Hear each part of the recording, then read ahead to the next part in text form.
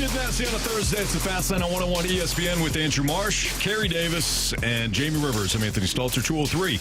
Your time check brought to you by Clarkson Jewelers, an officially licensed Rolex jeweler. We started yesterday's show talking about the injury to Philip Broberg and what it could mean for the Blues moving forward if he were out for the foreseeable future. It's a disaster. Complete disaster. Good news today. Looks like he's cleared. Oh, what happened? It was like get cleared. If I could describe morning skate for you guys, through my eyes, of course. Mm-hmm. Means I'm not sure it actually happened this way, but through my eyes. Sure. Okay. Is they wheeled out a body bag. They did, between the benches where the Blues came out. Everybody's like, ooh, what the hell's going on? They unzipped it, and you just heard, bong! Like the Undertaker. And Philip Broberg sat straight up in all of his hockey gear.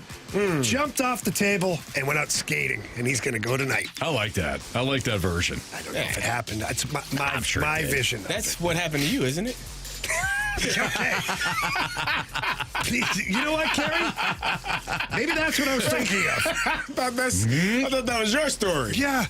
They didn't quite have me in the bag yet, but they were trying. Those buggers. And I didn't come sitting up straight and quiet. I was fighting. Where am I? What's going on? I felt like I was punching underwater. Come here. Let me take another shot at you.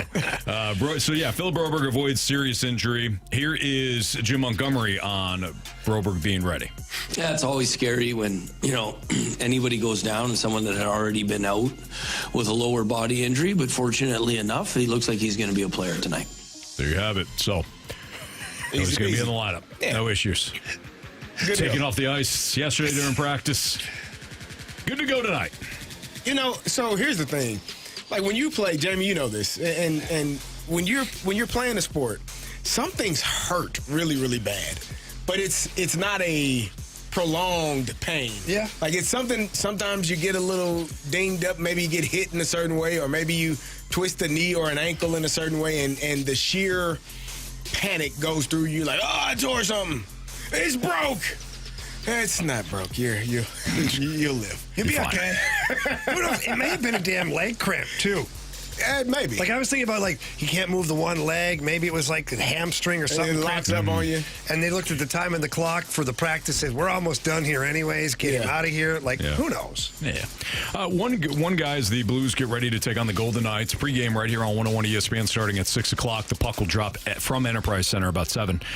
One guy that has stayed hot has been Brayden Schenn. He scored a goal on 2 shots, added 2 hits in that shootout victory over the Golden Knights the other night. He has 5 goals and 4 assists over 9 outings in January, including 5 points during a 4-game streak. Here's Jim Montgomery on Brayden Schenn's game. I think Schenn's overall game has gone up to the levels of, where he was playing when, I don't want to say 3 years ago, but that's when I was here. And that's when you could rely on him to be a physical force, to be really hard at both ends of the ice, especially net fronts and goal lines. And I think he's doing the little things that allow the other 2 guys to have time and space. Brayden Schenn has been consistent this month, consistently productive. He's now up to 11 goals, 29 points, 93 shots on net this season, 114 hits, so he's as physical as ever. But that production spike we've seen in January has been crucial for the Blues. So regardless of Philip Broberg's injury situation, again, looks like he avoided serious injury. It is great to see Brayden Schenn's game over the last month. He's been fantastic. Yeah, the captain's playing well, man. And that's what you want from your captain. And we knew when Brayden Schenn got the C on his jersey, it's not just because he was a good hockey player. It's because he has a lot of characteristics that you want in your captain. Sure. He's a stand-up guy. He creates good culture. He's a hard worker. He's tough as nails. He sticks up for teammates. So many things. It's all right. But, man, he's playing well. I talked to Jordan Kyrou this morning a little bit about it, just kind of in passing. Man, your line's really doing well. He's like, yeah. He's like, it's just pretty awesome. He's like, Schenner's so good down the middle. And he's like, honestly, Schenner and I have always played pretty well together. When you go back and look at historically, when they play pretty well together. Yeah. Like, we've always hear the pairs on each line. Everybody used to think it was Kyrou Thomas, the pair, that was the most productive pair. It's actually Schenn and Kyrou. And so that was kind of like refreshing, I guess, for Kyrou. But then he said Holloway's so good. And I just told him, I go, you guys have really gotten a chemistry. And he's like, we just know where each other's going to be. And he's like, we just go full speed ahead, we go. We play hard defensively. We get pucks back. And he's not wrong. And to hear Jordan Kyrou say, we play hard defensively. I'm sure people say this, what? What's that word he just used? Yeah, play hard defensively. Go back and look at the takeaways, the block shots, the knockdown passes from Kyrou. They're there. They're at the top of the list with some of the other guys on the team right now. And he's still leading the team in scoring, and that line is operating at a hell of a clip right now. I think they are playing well. Jamie, you mentioned yesterday. Don't knock your keyboard over. Trying not to. You mentioned yesterday they were 1-6 of their last 10 games, one of the best in the Western Conference. And I think when I'm looking at the point differential, it's starting to creep. It's still in the red, but it's creeping towards being on the plus side. And I feel like earlier this year was like minus 22 at one point. They were getting their butts kicked, and it wasn't fun. So you're starting to see this team have a little bit of a transition and going in the right direction. I think they have done a great job since Montgomery's gotten here. I think it is about finding the chemistry. I think they're still trying to find out who works well with who. You got Booch on the third line. Like, let's see how maybe that motivates him and gets him going. We'll see, right? You're just trying to figure out how to fit all the pieces to the puzzle properly. And, I think they're finding some things that I'm going to stay even. I'm not going to do the thing that Marshy sent us. Get excited, get depressed, and then, here we go again. I'm not going to do that. Carey. It's not. It gives you heart palpitations, right? That's how you create ulcers, and that's how the stress levels are too high, and a lot of things happen bad when you got high stress levels, man. I'm just telling you. It have nothing to do with the fact that you're older. Well, listen, when you're older, you definitely want to prevent those things from happening, right? I don't mind my heart rate getting up there a little bit. It depends on the activity. You're 100% right. I think sometimes it's good to get your heart rate going. Yeah, cardio's great. Cardio is great. Yeah, get to the gym or wherever you need to be. Yeah, but home gym's fine too. Home gym is perfect. Yeah. They got gyms in hotels. Yeah, they do. Some people have treadmills in their bedrooms. Too. Yeah. Yep. All over the place. No doubt. Get together. Get yourself together. But no, I think they've been playing well. Let's win another one. And you win tonight. Maybe, Jamie. No, don't say it. Okay. No, we're not going there anymore. Yeah, let's just. We're going to pretend the three-game winning streak doesn't exist. Right. Well, it hasn't. So it's not pretending. So we're just not going to talk about it. Okay. If we pretend it doesn't exist, it'll get mad and it'll want to present itself. Oh. I see what you did. It's that whole you don't believe in me. Don't let her or don't let him know you like them until they want, why don't they like me? Right. That's right. Playing hard to get. Now you got them. Blues have been playing hard to get with that 3-game winning streak all season. They've been too eager for it. Be less eager. They'll come find you. After the show, I was listening to the Last Minute Blues podcast, and Alex Ferrario made a good point saying, if you were to look at the last few games, you lose the game against Utah, but you defeat the Vegas Golden Knights. And if you were to say, hey, you're going to win one of these games, would you have rather it had been the Utah game only to lose to the Golden Knights, or would you rather beat the Golden Knights but you don't get the 3-game win streak? Yeah. I don't really care. Beat Utah. I'd rather beat Utah just because they're right there in the wild card race with me. Mm-hmm. That's fair. But right now, the Vegas Golden Knights are in the Western Conference, so who cares? Anytime you can get 2 points against a Western Conference team, it's good for you. Just win games. Yeah. Trophy Husband in the Snake Pit. That is our Airlines team Studio Cam's YouTube channel. Trophy Husband says, I have a gym at work. He spells it J-I-M. He's a gym at work. Sure, we have a gym somewhere. Here? Do we have a gym? I don't know. Do we have a gym? No. James? No, James? No. No, sure James? I don't know if we have a gym. We might not. Someone we apologize to Jim who works here if you do. He's somewhere. He's in his cubicle right now. I'm right here. He's going to come bang on the door. I've worked here for years. Remember me? That is Jim. Yeah. Someone also, Zoosh and the Snake Pit said, CD's Ravens jersey must be dirty today. Yeah. You see what I'm wearing. Yeah. That's how guilty he feels, by the way. That's exactly. That's a true sign of guilt. Yep. I'll show Your my guys. spin rate is- I'll show my guys. I love them still. Carey, own it, Carey. Look, it's brand new. He bought it yesterday. Yeah. He bought it Tag still yesterday. on it. Carey, I've been watching the show The Traders. I feel like you'd be a great character on that show. Nothing about it. Wow. You know? Is it like Trader or No, not like Trader Joe's. Oh, Yeah. wow. What? It's a strong word. Trader. I'm trading things. No, I'm not a traitor. I didn't You're say presenting yourself to be a Steelers fan when we all know You're Bleeding rooting that for them purple. Ravens. This is you're rooting bad, for the man. Ravens. It's bad. It only gets This worse. is bad. It's only been worse. I'm sorry. Thank you. But you're not going to stop. No, I'm not. Neither will he. So here we are. Blues Golden Knights tonight, pregame 6 o'clock, right here on 101 ESPN. Speaking of the Blues, Jim Montgomery wants the Enterprise Center to rock tonight. Does he ever? So we'll let you hear what he had to say today at Morning Skate. Plus, we'll get into the lineup for the Blues tonight, talk about the importance of the game, what went wrong and right for last game. That's all next on 101 ESPN.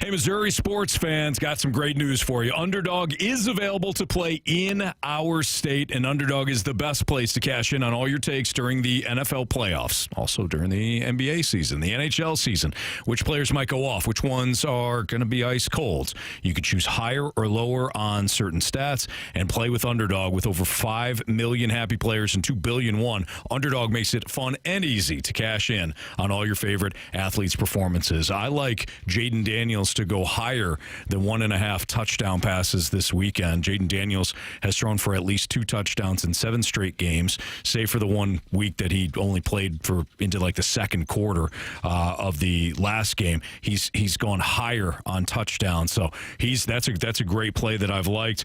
Travis Kelce going higher on his receptions. We're talking about playoff Travis Kelce. You can build your picks that way. Use Underdog, the app. They play their champions, and whether you go higher or lower, that's up to you. If you do have a player that goes down with an injury early in the game, Underdog even has their Underdog Rescues, where you can get your money back and receive a promo if an early injury causes your entry to lose. So that's how fair Underdog Fantasy is. Underdog is the best place to play. Sign up, deposit now with my promo code Anthony to get up to $1,000 in bonus cash instantly.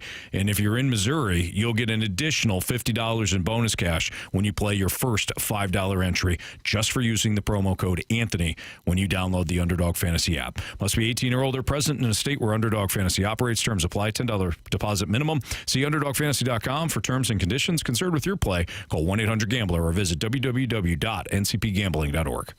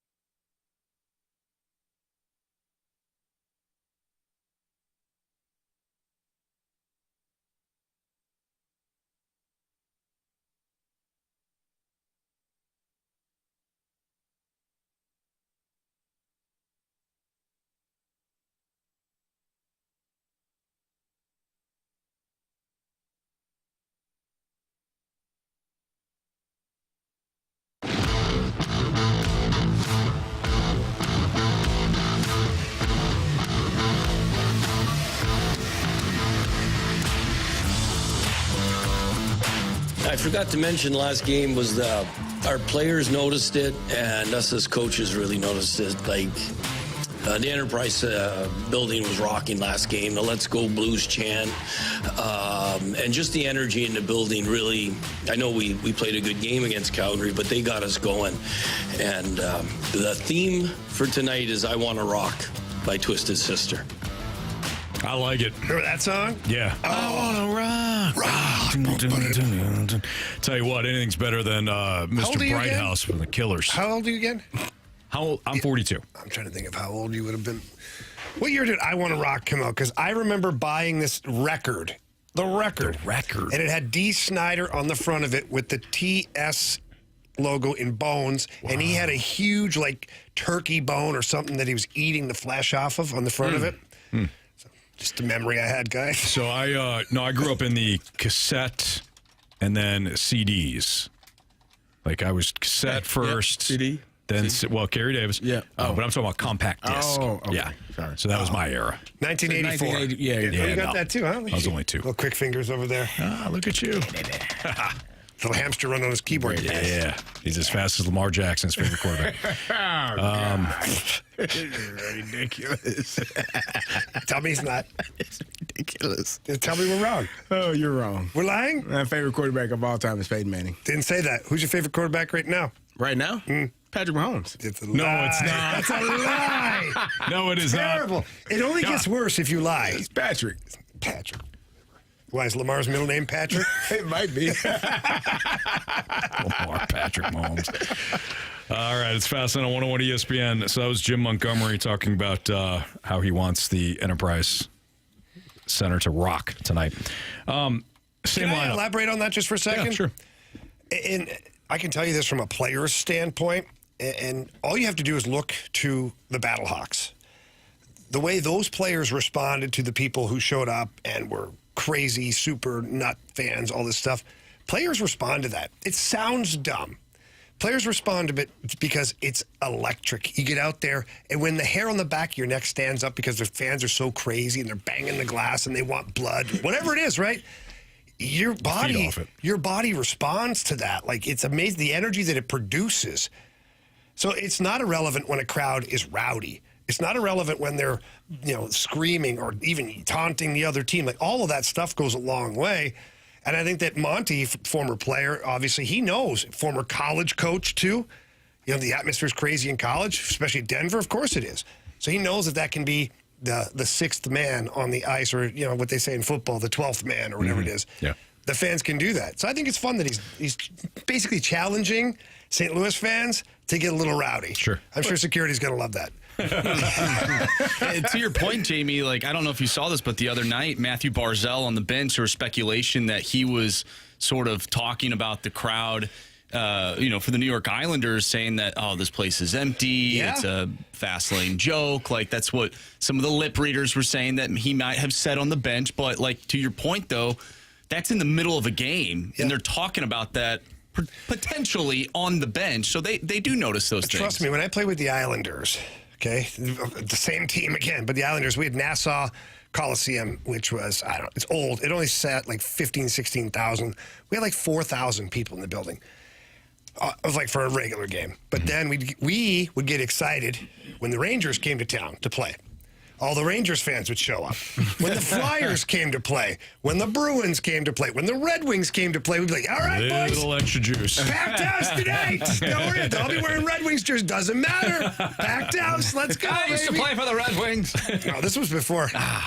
This was before, but it does matter. It does help. I mean, when you have that energy from the crowd, it does do something to you. It makes you more excited, more juiced up, more jacked up, ready to play. And it does, conversely, it does the exact opposite when no one's there. It's like playing in a high school basketball arena. You're like, this is empty as can be. There's nobody here. It's a bad Nobody feeling. wants to show up. It changes.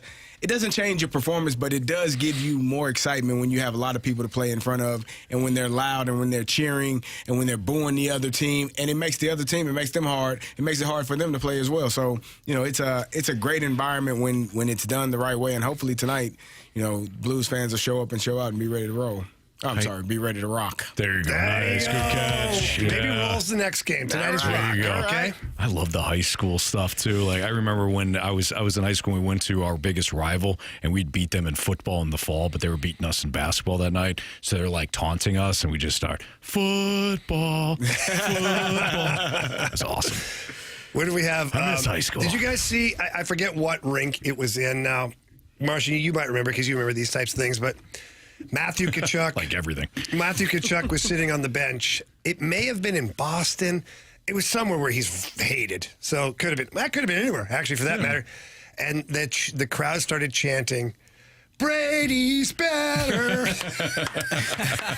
Brady's better. Just gotta laugh. He did. He turned to like the coaches. Why are they yelling? He's like, oh my God. It's hilarious. I don't remember that. I'm sorry. You can pull it up. It's on the interwebs. That's awesome. It's funny stuff. All right, so Jamie, tonight, Blues and the Golden Knights, same lineup tonight as the other nights. No changes. You won the game. Hofer going. Hofer in for One Bennington. good goalie for a different good goalie. There you go. What went wrong at the end of last game? Well, Monty, do we have the audio of that, Marshy? Monty will explain it a little bit better, and if there's anything I need to translate in what he's saying, I will follow him. But here, I asked the question to Monty this morning, oddly enough, as he gave back 2 goals. What happened? Here's what he said. Well, first off, it starts with we don't need that icing. That's what it starts with. Allows them to get their guys out with plenty of time and against a tired group. So we got to manage the puck better there, make sure we get a stick on it, or make sure we go tape to tape and deflect it in the zone. But in zone, I thought we gave them too much space up front, which allowed them to make one-timers too easily. We have 5 players out there. Our wingers got to punch out, and the other 3 got to hold home. Yeah, so all that means is that they gave a little too much time and space in areas they shouldn't have. And from my perspective, Vegas was lining up, I call it the umbrella, the 3 guys up high for one-timers. You had Eichel, I believe you had Theodore, and you had Dorofeev. Those guys all shoot the puck pretty darn well. And Pietrangelo sneaks in there from time to time, too. You got to front the puck there. And what he says by punching out is you're supposed to shrink to the middle of the ice and form that tight little 5 on the dice little thing there so that you're blocking shots. And if there's rebounds, you can outnumber them and clear them. Mm-hmm. But punching out is whatever side the puck goes to, the one guy has to kind of punch out. Take away a little bit of time and space. You don't go charging at him, because if you do that, then he's going to give and go, and you're stuck in no man's land. But you have to come out a little bit, front the puck, be a little aggressive, stick on puck, body in the shooting lane. And when they change it, he's got to get back to the herd, and then the next guy has to punch out from that. So if you look at the 5 on the dice, you look at all the little dots, wherever the puck would go, that dot punches out. And the other guys kind of shrink in behind them, take away the middle ice. They didn't do a very good job of that, and that's how Vegas scored a couple of goals. Well, I think Monty missed a clear point here as well. The Blues clearly were listening to our show, and we have to blame Anthony Stalter because he's been talking about clear it, and they iced it, and they cleared it. How long have I been talking about this? Not good. Cleared it, and Anthony, this is on you. It is you. This is on you. Yeah, they cleared it. Marsh, I got you, Anthony. Thank you, There's Marsh. certain drills that we run at this camp where it's like a soft chip out of the zone where it doesn't need to go the length of the ice, or just a floater. He might a little too high so the defenders can't reach it. There's different drills that we run here. Okay, and the fact that you guys are just throwing it right back in this guy's face. Marshy, thank you. It's more than just clearing the puck. My president. It's clearing with intent. The president of my company is absolutely right. Thank you, Marshy. I have a quick question. Yeah, sure. This one's for Andrew Marsh, please. Yeah. When you say these are the drills we run and things we practice, can I ask you, just out of curiosity, where you guys run your camps and how often have you run them so far? If I may, as the owner of this this question's camp. for Andrew Marsh, please. Well, he can handle it himself, but this is, as any good businessman would know, Jamie, you included in this, you have to have mock setups. Oh, so we have a prototype camp. Absolutely. Well, he's acting like you guys have. That's because I encourage. That's because I encourage all employees at the Clear Camp. Marsh right now is the only one to. How many clients do you have? Well, we're building a client list. Okay. It's an ongoing thing. It is, yeah. In fact, Jamie, would you like to share the story of when you were in Chicago and somebody approached you at the all-important Winter Classic, and they didn't ask you about the Blues, did they, Jamie? They didn't talk to you about Wrigley Fields, the historic game, anything about the Winter Classic. Will you go ahead and tell everybody what they asked you about? So they rolled up to me, first of all. Certainly been enjoying the festivities. Who wouldn't? It's a beautiful. I think more scene. the Anheuser-Busch festivities. Mm-hmm. Knees deep in Great company. Bud Lights and Bud Selects and things like that. And his kids had attended a Synergy hockey camp before. He was very complimentary of the camp and thought it was great. The coaches were great. And then as he was leaving, he turned back. He's like, "Hey, when are we going to get that clearance cap?" Thank you. And then he fell on his face. Come on. Marsh, let's make sure that we get the gentleman's name. His information. Two clients there that we'd like That's to add to the proprietary list. information that you're not going to be able to get. Jamie, you can fight this all you want, but at some point you will Not come that around. hard. I'm just saying we have drills. Yeah, but tools don't matter. No, not those kind of drills. No, I think what Marsh is saying is, Carey just spouting out nonsense and blaming it on the clear camp. They're not clearly wrong. listening. You did gotta- you gotta Monty clear it said you right. can't ice it. I think, which is put what us in Marsh a just bad explained. difference. you guys There's a are missing. difference. No, you're missing your calling here. chips out of the zone. Marshall, you're missing your calling here. Never mind trying to go get the youth camps and clear it camp. I say you guys just go down, talk to Monty, offer to get out on the ice early with the guys and work on clearing it. I'm sure the Blues will be very receptive to that. You know what he's doing right now, right? He's trying to divert our attention to make sure that he doesn't have, because he passed several times. He's made it clear. Oh, yeah. He passed on the partnership. No regret. So now he's trying to get us to divert and do something else. We're on to you. Clear camp begins June of 2027. It's Fastlane on June 101. 27th? June of 2027. June 27th. Yeah. All right, hang on. We're going to run a free Synergy camp that week. That's fine. Go for it. You do what you got to do. Good luck with your camp, sir. You do what you got to do. This is how what I see right now, if I may, is the Cardinals. Huh? Had everything out in front of them, rolling, loving life, got complacent. Who's complacent? You. Oh, yeah. You can call me a lot of things, Anthony, but complacent in life and in business? No chance. You're not fooling me with your 5 jobs, okay? And your 3 companies. Yeah. You've gotten complacent. Complacent. All right, NFL MVP finalists are out. Which one do we think will win? Which player do we think should win? That's next on 101 ESPN.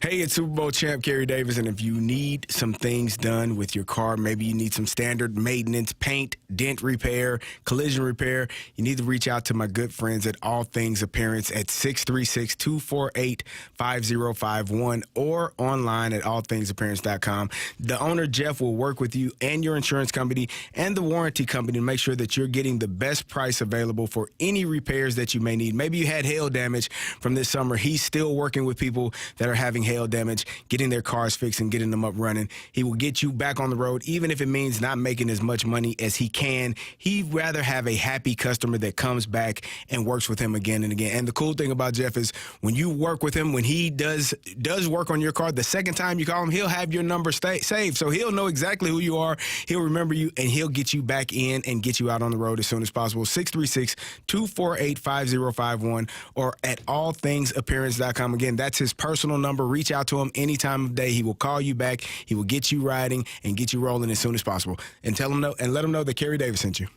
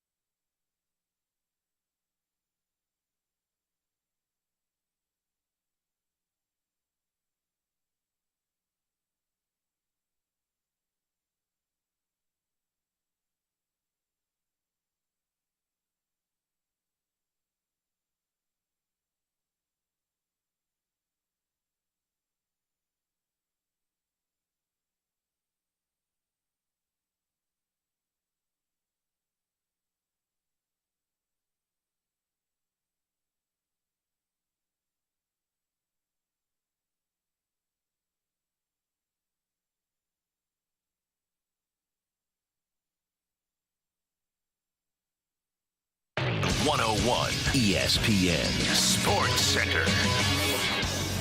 I'm Andrew Marsh. It's time for a Sports Center update driven by Johnny Londoff Chevrolet and Johnny Londoff Autoplex. The Blues are back in action tonight, taking on the Vegas Golden Knights once again.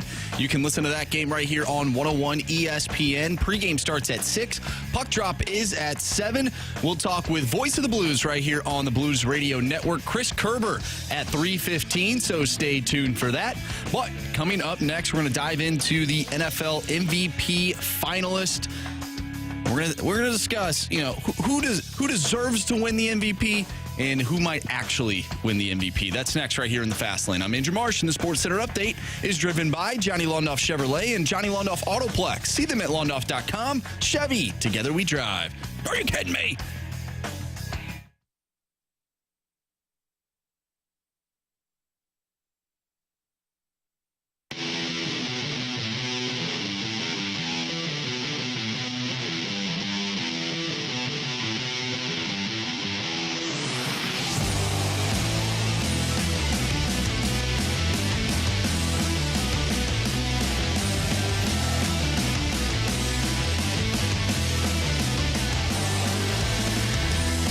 Marsh just said in the Sports Center update, the finalists are out for the NFL MVP, and the finalists we knew, we figured at least it was going to be Saquon Barkley, Josh Allen, Lamar Jackson, and then the two other ones, Joe Burrow and Jared Goff.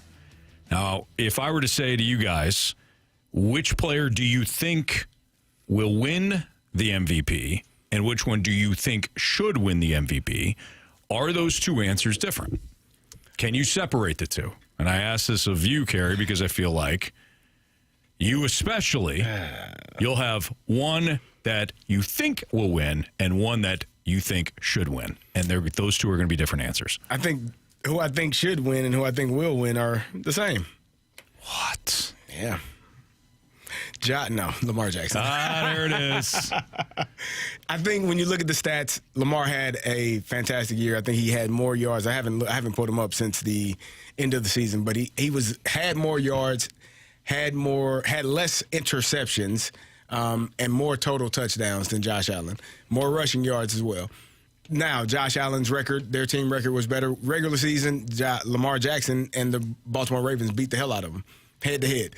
So there are a lot of things, and I've noticed a shift here in the last week or so where when you're watching TV and listening to sports analysts and commentators, they have actually, a lot of them have been saying, well, we think Lamar is going to win. Where week 15, 16, a lot of people were saying, yes, Josh Allen's award. Mm-hmm. So I think there's been a shift in philosophy and how people are looking at it.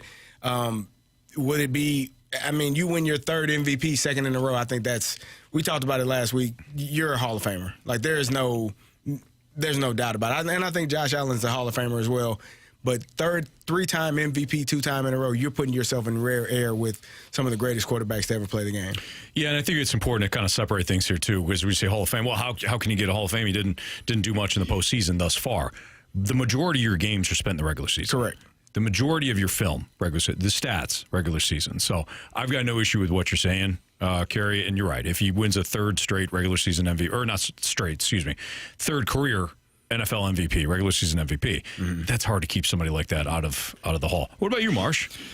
Yeah, I think Lamar deserves to win it, but I think Josh Allen is going to win the MVP. I really believe that sometimes these awards are like narrative based, and it just seemed like throughout the season that Josh Allen, like the narrative surrounding him was that he was going to win regardless of the numbers, which I do believe support Lamar Jackson winning again. He's got better numbers than way better Josh numbers. Allen. But for whatever reason, Josh Allen doesn't have, Stephon Diggs anymore, and he did it with, a bunch of guys that you probably wouldn't draft on your fantasy football team. Like, I think that's true. That's like the narrative surrounding Josh Allen and the fact that he did have a better record than Lamar Jackson.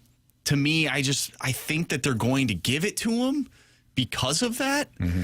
And the fact that Lamar won last year. I feel like hate that. I do too. I don't necessarily agree with it. Yeah, because Lamar may break his femur next, and for sure. That's it for him forever. you know, the MVP, it's like most valuable player. I think they need to like change the wording of that, because if it's most valuable player to their team, Joe Burrow wins this award. Because if you take Joe Burrow off that team, I don't think they're the same. Now, you could say the exact same thing for all of these guys. That's the tough part. All of these guys. The thing with Lamar, though, is that he has Derrick Henry in the backfield. None of these other guys have a Derrick Henry in their backfield. They have good running backs. Don't get me wrong. James Cook's a good running back. Which I think makes it more impressive. If you got Derrick Henry in the backfield and you still threw for 4,000 yards and he threw 41 touchdowns to Josh Allen's 28. He had 4 interceptions. Josh Allen had 6. Like he had more rushing yards than Josh Allen. Like he to me, what Lamar was able to do this year was spectacular. Like you don't get years like that where a quarterback has that much success and does what he was able to do this year. And I don't disagree with you. The only thing that I'll say is for defenses, is it easier for him to throw touchdowns because the defense has to worry about a Derrick Henry getting the ball on play action? Right. I think there's a valid argument to both of what you're saying, but I mean there's that argument, but there's also the argument of if you're handing the ball off to a player of that caliber, you're probably, having a lot of success running the ball as well. So I think they were a really good team. They figured out some things defensively later, but and I know everyone to look at they lost in the playoffs. This is a regular season award. Those awards, the ballots were filled out prior to any postseason game. That's why Aaron Rodgers has MVPs. It's very true. No, well said, Marsh. Yeah. Absolutely. I think Saquon should win. Oh yeah. Well, I mean, I think Saquon Barkley should win. He's going to be Offensive Player of the Year. Fair. I think he should win MVP. Yeah. And if it goes to Josh Allen, I got no problem with it because it's kind of similar. So Lamar Jackson put up better numbers than anybody. Joe Burrow also has outstanding numbers. So if you want to play the numbers game, I've made this argument before. Joe Burrow, I mean, you look at his numbers, they're outstanding. I think he led the league in passing. Why is that, though? Is it because his team was trailing the entire time? This is where context Josh Allen comes didn't play the same amount of games as Lamar did. This is where context comes in, which is why I think either Saquon or Josh Allen should win. Did Lamar benefit from having Derrick Henry in the same backfield? There's no question. Josh Allen, it was the Josh Allen offense. If you look at how Jalen Hurts performed this year, the Eagles didn't really have much of a passing game. Everybody knew it was Saquon. It was the Saquon show, and right now, as we go into this NFC Championship game, it is Saquon or bust. If the Bills are going to win on Sunday, it will be because Josh Allen put the team on his back and outperformed Mahomes and the Chiefs. If the Eagles win this Sunday, I see one method, one lane. Defense plays great and Saquon goes off. I think Saquon Barkley and the Eagles have been operating this way for the last three months or so. I think Saquon Barkley should be the MVP this year. I have no issue with Josh Allen getting it. Obviously, I'm not going to complain if Lamar gets it because the numbers are there. It's all justified. But what Saquon Barkley has meant to that team this season, with Hurts not playing great, with A.J. Brown taking a step back, Devontae Smith, fine. Dallas Goedert, in and out of the lineup.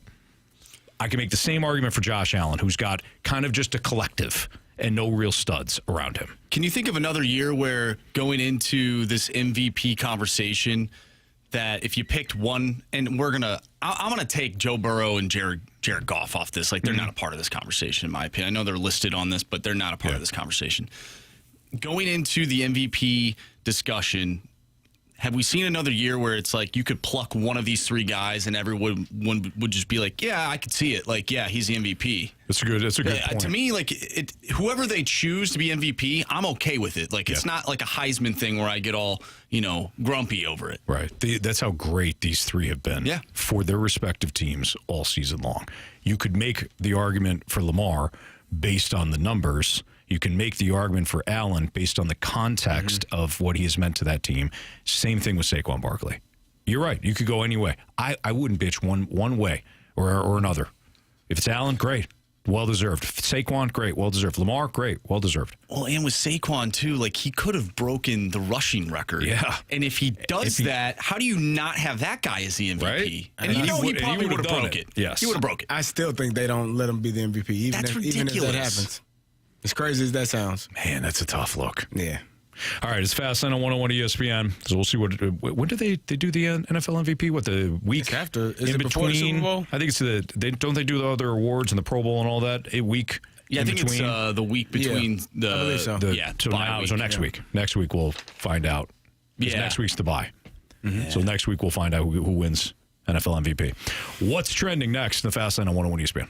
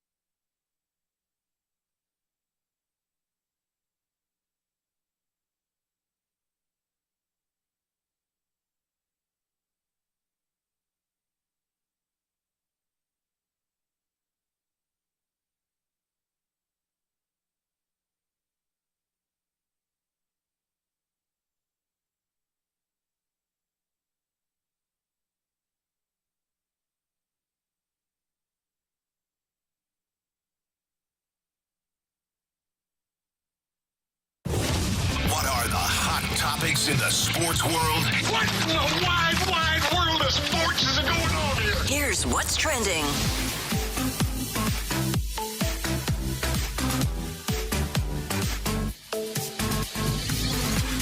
Welcome back to What's Trending. This is Ray from The Riz Show. We lost so bad in the Pick'em Challenge.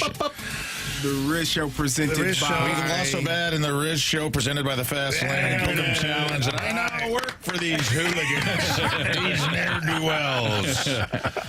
And I'm here in the studio, live, baby. What's on going on? Marsh's mic. Not much, man. What's up with you guys? It's quite impressive because Mike Ryder started this rule a long time ago that none of us three would ever be able to get behind there near the buttons to screw things up. Yeah. So it's quite a vote of confidence that DJ Marshy Marsh is letting you stand back there. Dude, you should not. This is my guy. I appreciate that. But let me tell you something. If anything at this station goes down technically, I am the last person on the phone tree. Because I don't even know. I think you and I might be right there together. I've made it a point not to know. It is better that way, So right? you hired me for my wit and my charm, not my technical abilities. So far, no one's put my feet to the fire on learning anything, which I love. It is funny to look at Rafe as he looked like he actually glanced down at the board. Yeah, dude, I got this, bro. What's going on? You guys want me to play Sandstorm? You guys ready for Sunday for our Champ Bash at Dude, Hot Shots and Fenton? We're as ready as we're getting, man. We are very bummed that it got taken down to this, which honestly, I appreciate it that we were able to claw our way back It was impressive. and go. We did feel like for a sports show, a tie should have gone to the runner a little bit. No. 9-9. Come on, man. Absolutely not. We are definitely mentally challenged in the sports analyzing department down there. But see, we're just mentally challenged overall. Right, and we had to factor that in. Yeah. We had to factor in a lot of the blows you and Carey took in your professional careers. And we were like, all right, I guess it all comes out in the wash. Yep. We're excited, man. We got a little choreographed thing put together for you guys. I will tell you, you're not completely off the hook. You will be getting involved at some point. There may be lap dances, which is good news for one of you and real bad news for the other four. Oh, boy. Oh, I can't wait to have Moon's little Billy right there. You've been waiting a long time. You've waited a long time for that, man. Finally got him right where you want him. Oh, man. Nowhere to go, Moon. Who's the rock star now,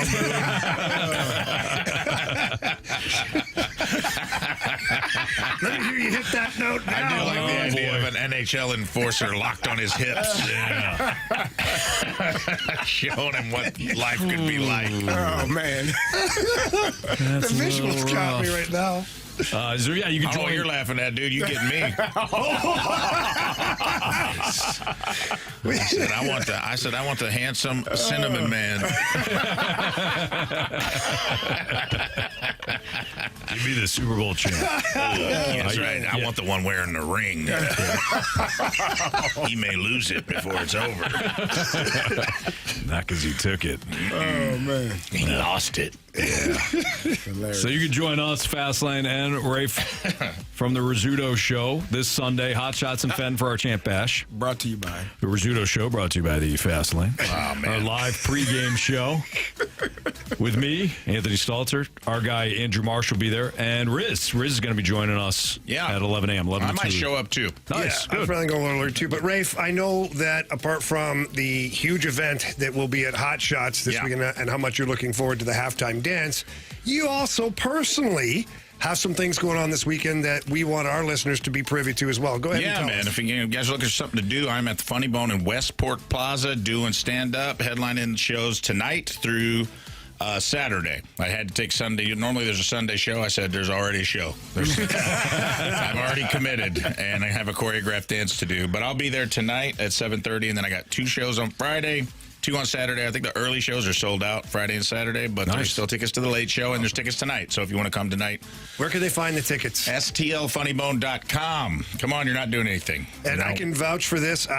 Ashley and I, Riz and his lovely bride, and a couple other people, Learn and Tim, went and saw Rafe's, I believe it was their last show in town. Last fall. Last fall at the Funny Bone in St. Charles. Is this one at Westport? This one's at Westport. Westport, this one. Rafe's show is awesome. We had a blast, man. We laughed so hard. We had a great time. It was an awesome night. You saw it? I saw you as well. I forget where. I think it was at the Funny Bone or it was somewhere. But I did Just watch before we it. knew each other? No. This was when I was still doing. That's when you the made Carey morning pay show. for tickets, though. Yeah, I paid for my own ticket. He didn't say it wasn't any complimentary at will call. You didn't even say. You didn't even tell me you came. I did. I told you in the hallway. Oh, that's right. You told me in the hallway. He sneaks in and out. Yeah, I'm Carey's a Carey. man of few words. Yeah. Enough, clown. Carey went up to the ticket booth. He said, "Don't you know who I am?" He pulled that one. Didn't work. Is it Lamar? Nah. Yeah. Oh. So I'm with Rafe. Why? Because I'm With the black. Ravens? No, nothing to do because you're black. No. You throw football really well, Carey. Okay. How's your problem? Jamie, that's really. Is it because I'm white? Anyway, so Rafe tonight. Yes, it's because you're white. Flat out, yes. So go see Rafe at the Funny Bone, Westport man. Plaza. Good stuff, man. Let's do it. Well, we'll see you on Sunday. I'm ready, man. Did I step on your trending sentiment here? No, I don't wanna see you. yeah. I don't want to see you on Sunday now. Wow. You're going to see a lot of them. Sorry, dude. I got a tracksuit with tearaway pants. That's all you need to know. Oh, no. That's my favorite cut. And you're going to see the worst use of the terrible towel in history. Oh my goodness. Wow, Carey. No. I'd put a mouth guard in, Carey. Yeah, you might want to wear your helmet. And a helmet. All right, good stuff, Thanks, Rafe. boys. I appreciate have you a guys, good- man. Hey, have a great show, man. All right, see you Sunday. That's Rafe from the Rizzuto Show, presented by the Fast Lane. Rafe's going to be at the Funny Bone tonight. A couple of shows Saturday as well. Did you say Friday too, Rafe? Friday, too. All weekend. All weekend. Tonight, Friday, a couple of shows on Saturday. A couple have been sold out, but go see Rafe. One of the funniest people that you'll see in St. Louis, man. Rafe is fantastic. Honestly, He's awesome. he's out of the studio now, not pumping his tires. I had a blast. We laughed so much, man. His delivery is awesome. That guy works his huevos rancheros off, too. Like, he works Well, he's constantly. here at, 5 o'clock in the morning. He's still here now. It's 3 Typically, o'clock in the afternoon. radio, you guys know, because we didn't see Carey until he joined the show. You never saw me. Be like morning show, afternoon shows. We never see each other ever. We see Rafe a lot because Rafe's working well past his show. He's got a lot of stuff going on, man. Yeah, he does. Good for him. Good man. All right. The Cardinals blueprints. So yesterday we had a conversation. It was based off of a text message that we got that we provide optimism a lot of times for the Blues. We only go the sarcasm and negative route with the Cardinals. And I had brought up how I actually like the Cardinals blueprint. What is that blueprint? We'll go get into that and whether or not it's feasible. Next in the Fast Lane on 101 ESPN.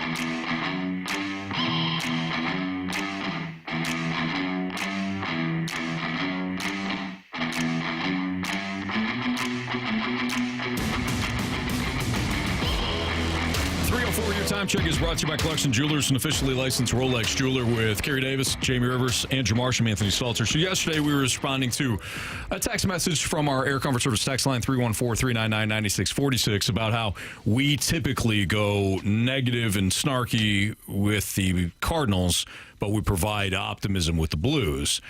And I had kind of launched into a diatribe about how I actually like the Cardinals' new philosophy here. But I think a lot of people are kind of confused on what that blueprint is. Because when you talk about spending or not spending, that's almost where the conversation stops for most people. Because most Cardinals fans and most baseball fans and most sports fans believe as though if my team is spending, they are trying. If my team is not spending, they are not trying.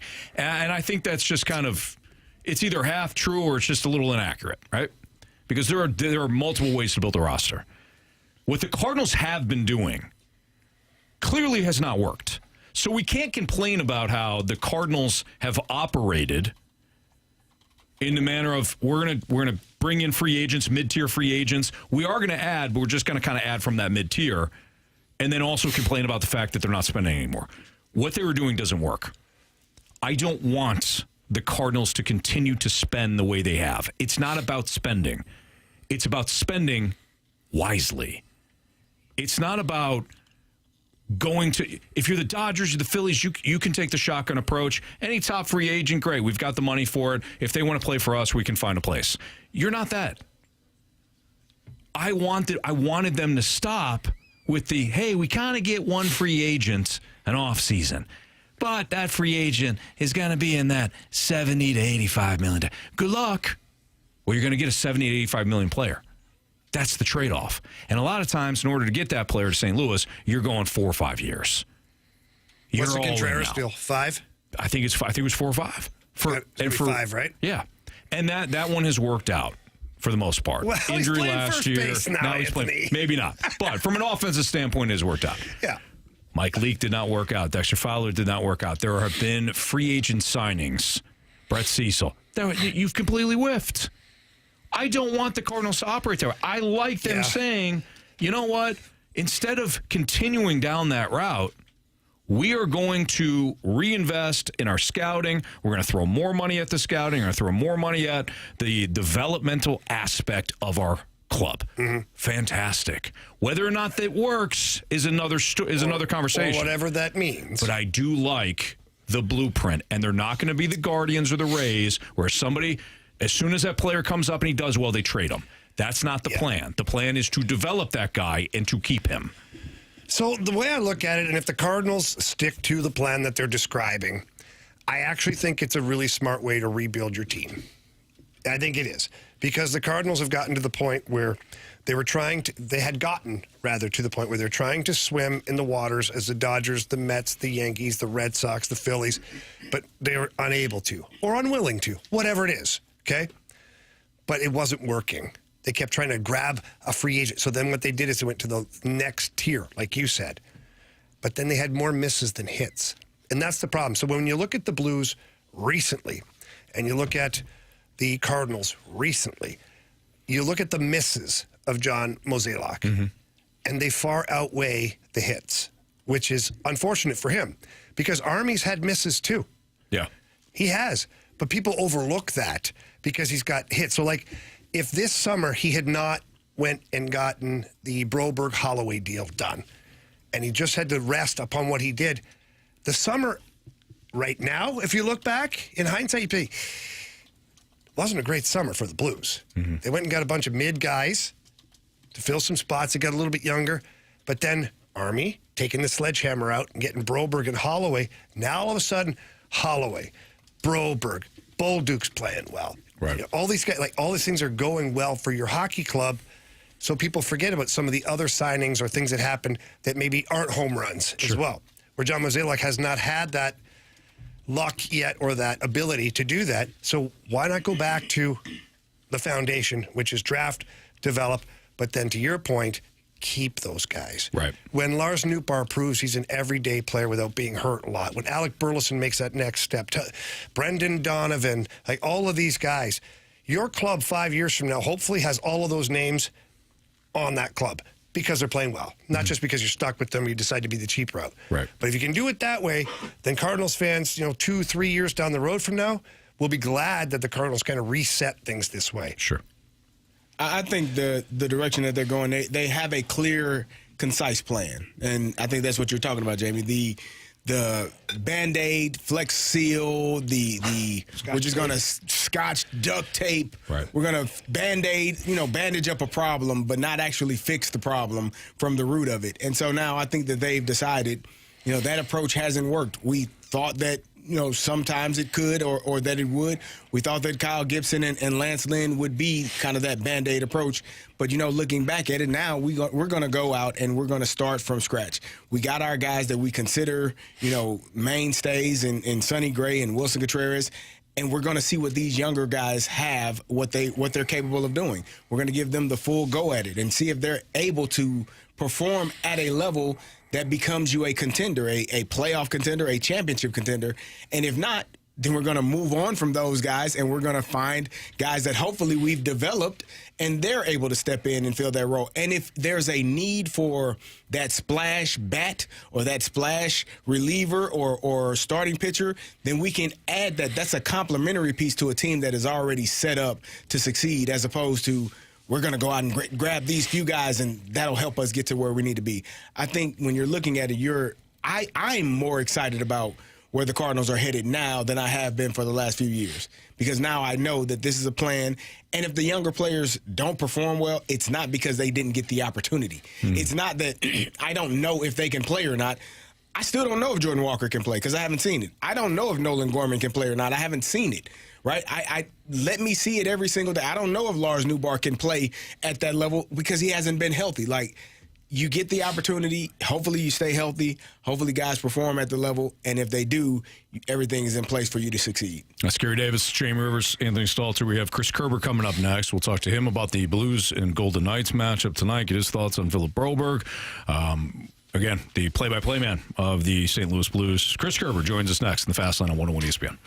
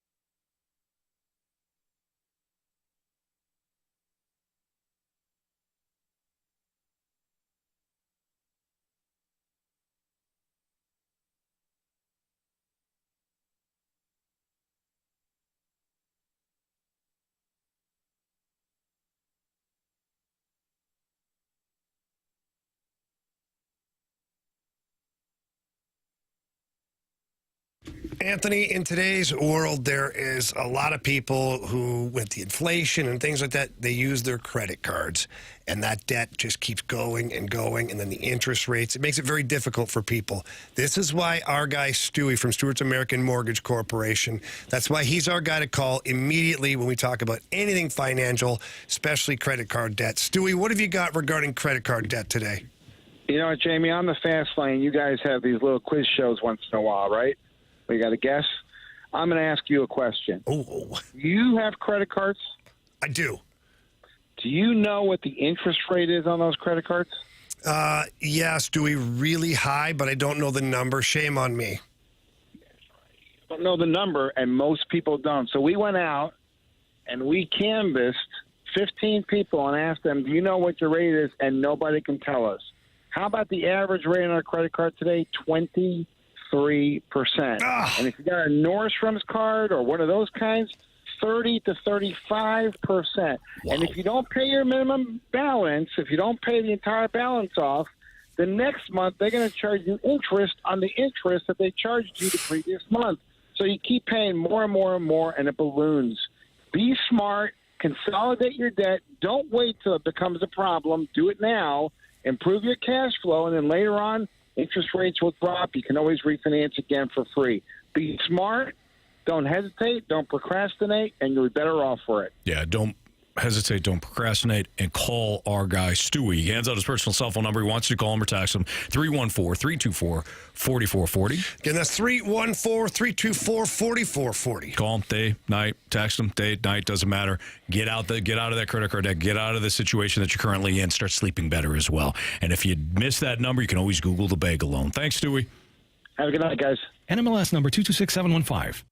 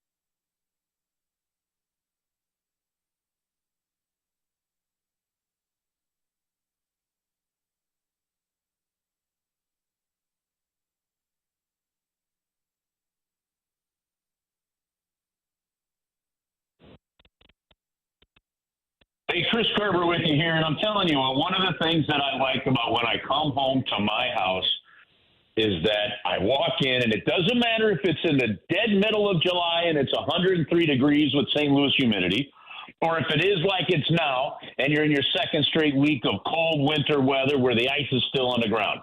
The temperature in my house stays at 71, and I know when one of my daughters turns it up to 73 or 74, by the way. You can feel the difference. But that's what I like is the comfort of my home. And the folks at Classic Air Care are committed to make sure that you are comfortable in your home. It's really that simple. It's why their slogan is we've been making people comfortable since 1926. You get amazing care from local technicians that are your neighbors, that care about not only the reputation of themselves, but the company, and therefore they know the work that they're going to deliver is top-notch to you. And if some things do happen to go wrong, they're going to be right back there to fix it and make sure that things are done right, because customer satisfaction is number one. They're also about making things easy for you, so log on to ClassicAirCare.com. You can book an appointment. You can get a quote for a new unit, and if you click on all the stars at the top of the page, you're going to see the amazing reviews, a 4.8 Google rating, which tells you how satisfied the customers are. So make sure your home's comfortable like mine. Get a hold of Classic Air Care. Take care of your home the way you want to so you are comfortable, because Classic Air Care has been making people comfortable since 1926. 101 ESPN has your chance to win free tickets to Chris Stapleton with special guest Brittany Spencer on Friday night, July 11th at Hollywood Casino Amphitheater.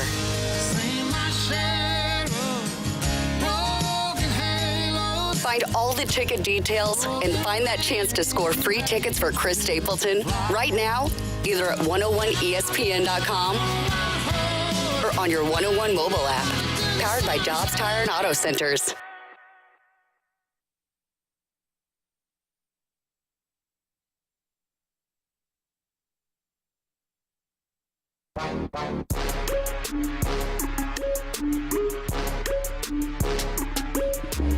It's the Fast Lane on 101 ESPN Blues. Golden Knights tonight, pregame, right here on 101 ESPN starting at 6. The Blues Radio Network will carry the puck drop at 7 from Enterprise Center, and that's where our guy Chris Kerber will be. He's the play-by-play man for your St. Louis Blues right here on 101 ESPN. And he joins us via the Collier and Thompson phone line. What's up, Kerbs?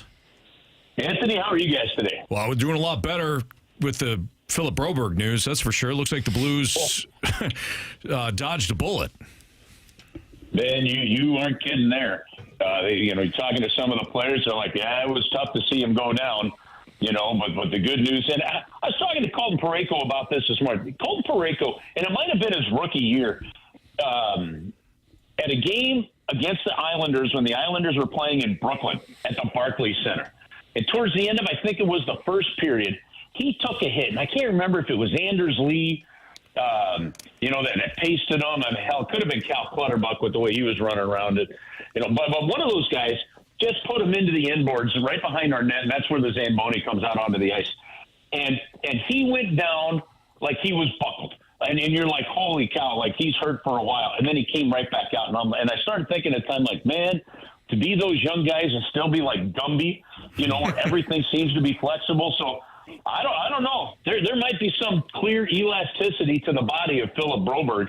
But, yeah, thank goodness. How about that? Goes down. It didn't look good. Had to be helped off the ice, and he's a player against the Vegas Golden Knights tonight. Well, it certainly changes a lot of things to do with your roster as far as the roster management is concerned. And Kerbs, it has to be, well, it was certainly great to see Philip Broberg back on the ice this morning skating around. But it also has to be nice to see Nick Leddy continuing to skate out there. He's progressing. Fingers crossed we could get him back at some point here in the near future. But, man, from a defensive core that may have been without Leddy, without Broberg, and uncertain, to now have Broberg back in the lineup and Nick Leddy hopefully knocking on the door, it sure is a good feeling. Jamie, I had a conversation years ago with Larry Plow, at the time the Blues general manager, and we were talking about, what do you do when this guy comes back? He says, I'm not even going to worry about it until that happens, because we can be totally fine right now, and when he comes back, have to make a decision and send somebody down or put somebody on waivers. He said, we could have 2 or 3 injuries tonight, and we're going to have to go find somebody before this guy's even back. And I can't tell you how many times over the years that scenario has just rung true. That said, man, you got to love the options that if Nick Leddy continues to progress, and, I don't think he's there yet because you haven't seen him really engage in battle drills, right? But once you start to see that part, then you know he's going to be getting closer. He still had to get cleared with a specialist and go through some processes. But the fact that he's been, playing and out there consistently and regularly part of practices and not dealing with any setbacks like he was dealing with before, that's a real positive. And then, man, what do you do? I mean, that's a discussion that'll take a whole segment of what do you do if you have an entire healthy group of players to look at and to deal with, and how do you set your roster, and then what moves do you make? And then just a total side note, I mean, I know he was out there in a tracksuit and just kind of being a part of things, but how cool was it to see Torrey Krug on the ice today? Yeah, that's always good. I love seeing that out there. That's always good, Kerbs, and it's good not just from a physical standpoint, and I can speak from experience. It's great from a mental standpoint. For that player in particular, Torrey Krug, like you never feel more deserted on an island than when you're hurt for an extended period of time. You're not around the players. You're not on the road trip. It's just not the same. The camaraderie's not there. You feel like you're forgotten. So for Torrey Krug to be out on the ice today in the tracksuit, hanging out, skating around a little bit, one, I was happy for the guys to have him back out there, but I was really thrilled for Torrey Krug to get back and be amongst the guys and feel like he's part of it. Yeah, and, when I talked to Torrey about that at the Blues Christmas party a little bit and just, how much more difficult it is mentally even than physically. And then I had the same conversation with Nick Leddy about it. And I'll tell you what, you mentioned it having gone through it yourself. Like, you're absolutely right. For these athletes, yeah, it's playing. It's obviously doing your job. It's being out there and competing. But it's like when a guy retires and they talk about almost more than a game, they miss the camaraderie of the room. And for injured players, you don't feel as much a part of it. I'll tell you what, it is every bit as much of a mental battle for long-term injuries as it is a physical one. And sometimes I actually think the mental battle's harder than the physical one.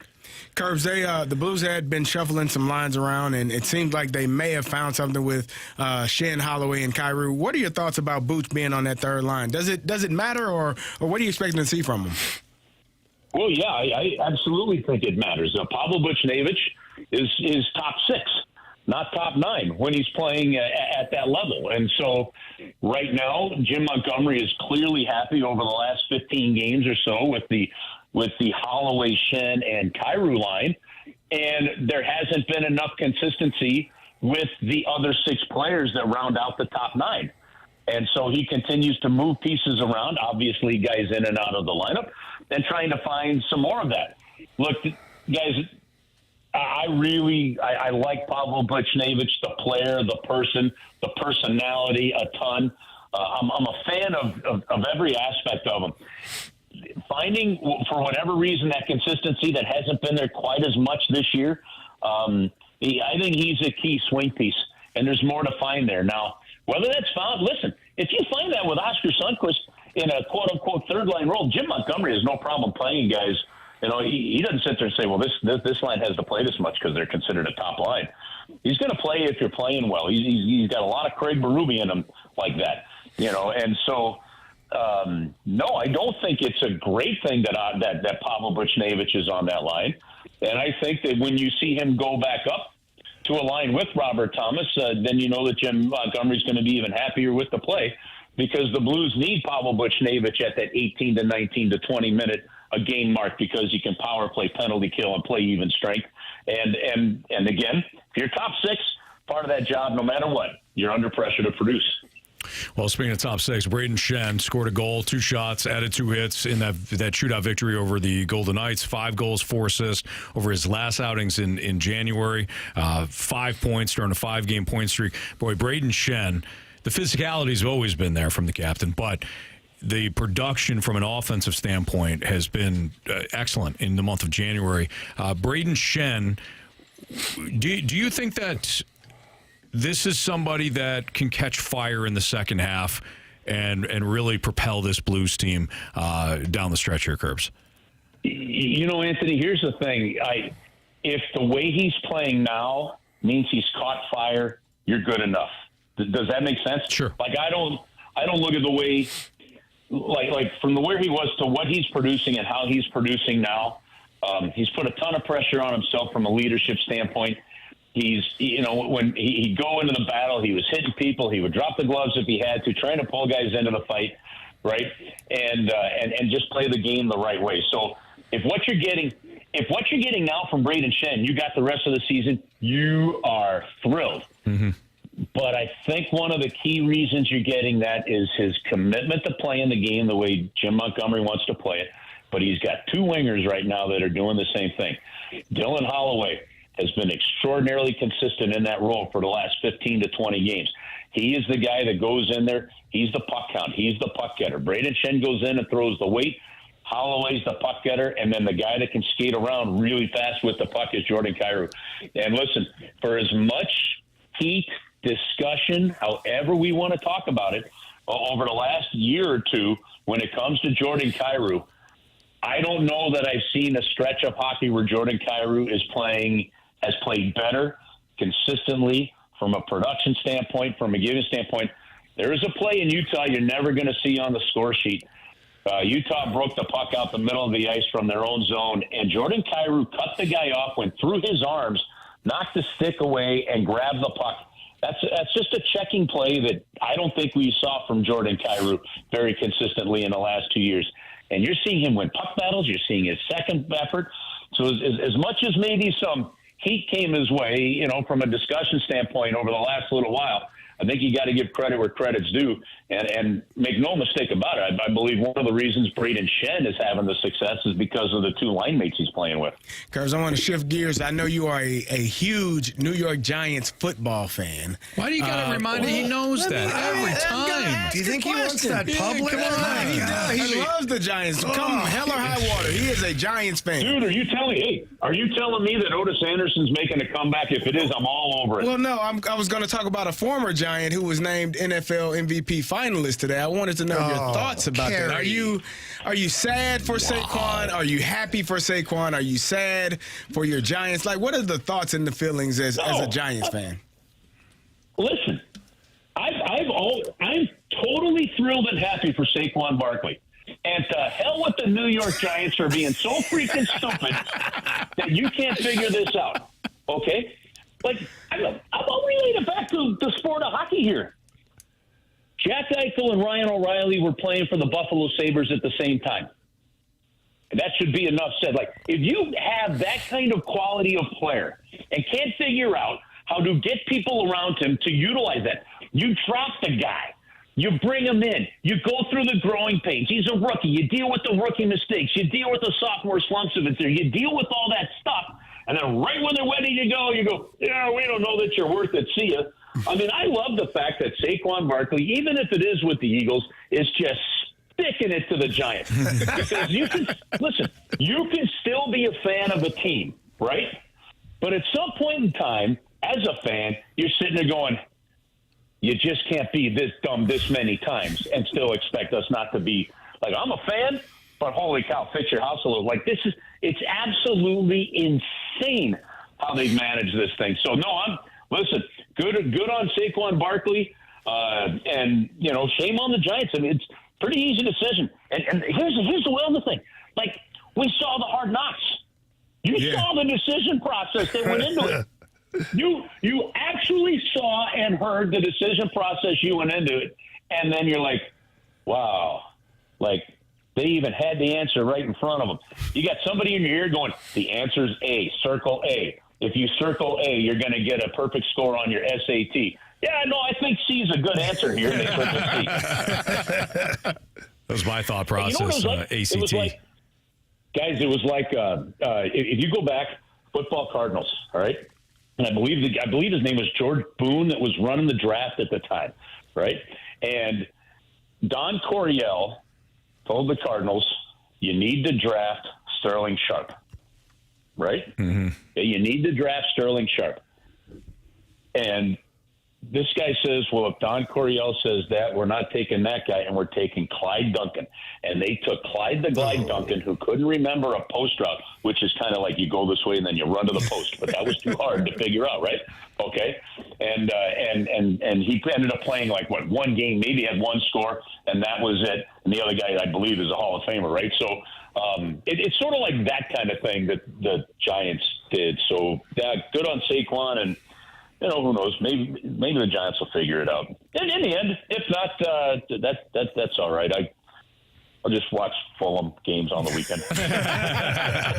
All right, Curbs, have a great call tonight. We appreciate you, and we'll talk to you again next week.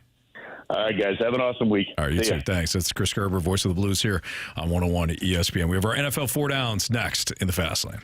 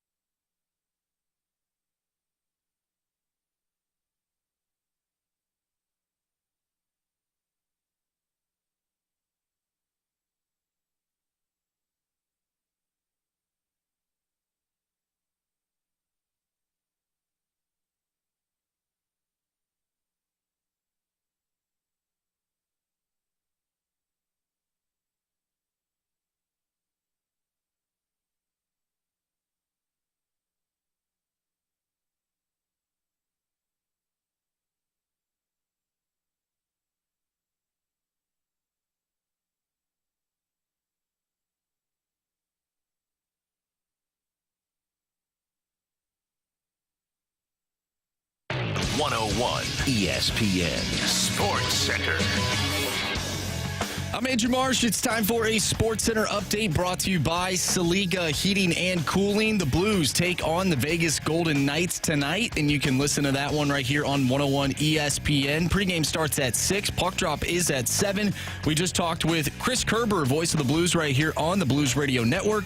If you missed that interview, make sure you go to 101ESPN.com or check out the free Dobbs Tire and Auto Centers 101 ESPN mobile app. Just head to the podcast page, and you'll find all of our interviews and full shows there. And it's all brought to you by the Schaefer Door Company. Philip Broberg is cleared and good to play after a scary incident yesterday at practice. He's all good to go.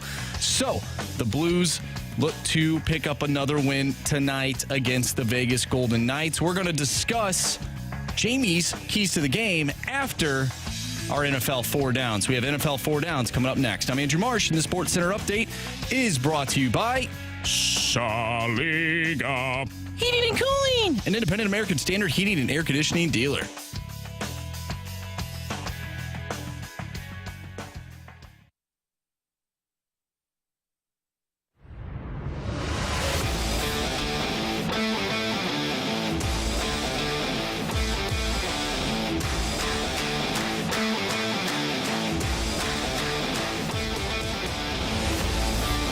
Time for NFL 4 Downs in the fast lane on 101 ESPN with Super Bowl champion Carey Davis, former Blues defenseman Jamie Rivers, I'm Anthony Stalter, and here is Andrew Marsh. First down. All right, gentlemen, we mentioned Jared Goff, a part of that MVP finalist conversation. We briefly mentioned him because I think we all agree that he's probably not deserving to be in that top 3. But Whoa, who? Jared Goff. He's not deserving to be what? In the top 3. For what award? MVP. Okay, that's correct. Do you guys think that Jared Goff will be the same quarterback under a new offensive coordinator? I think he could be. It's the thing about, and Carey can speak to this better than I can. The thing about an offensive coordinator with a quarterback is that feel for what he's going to call in a certain situation. And I'm sure he had a lot of familiarity and a lot of chemistry with Ben Johnson.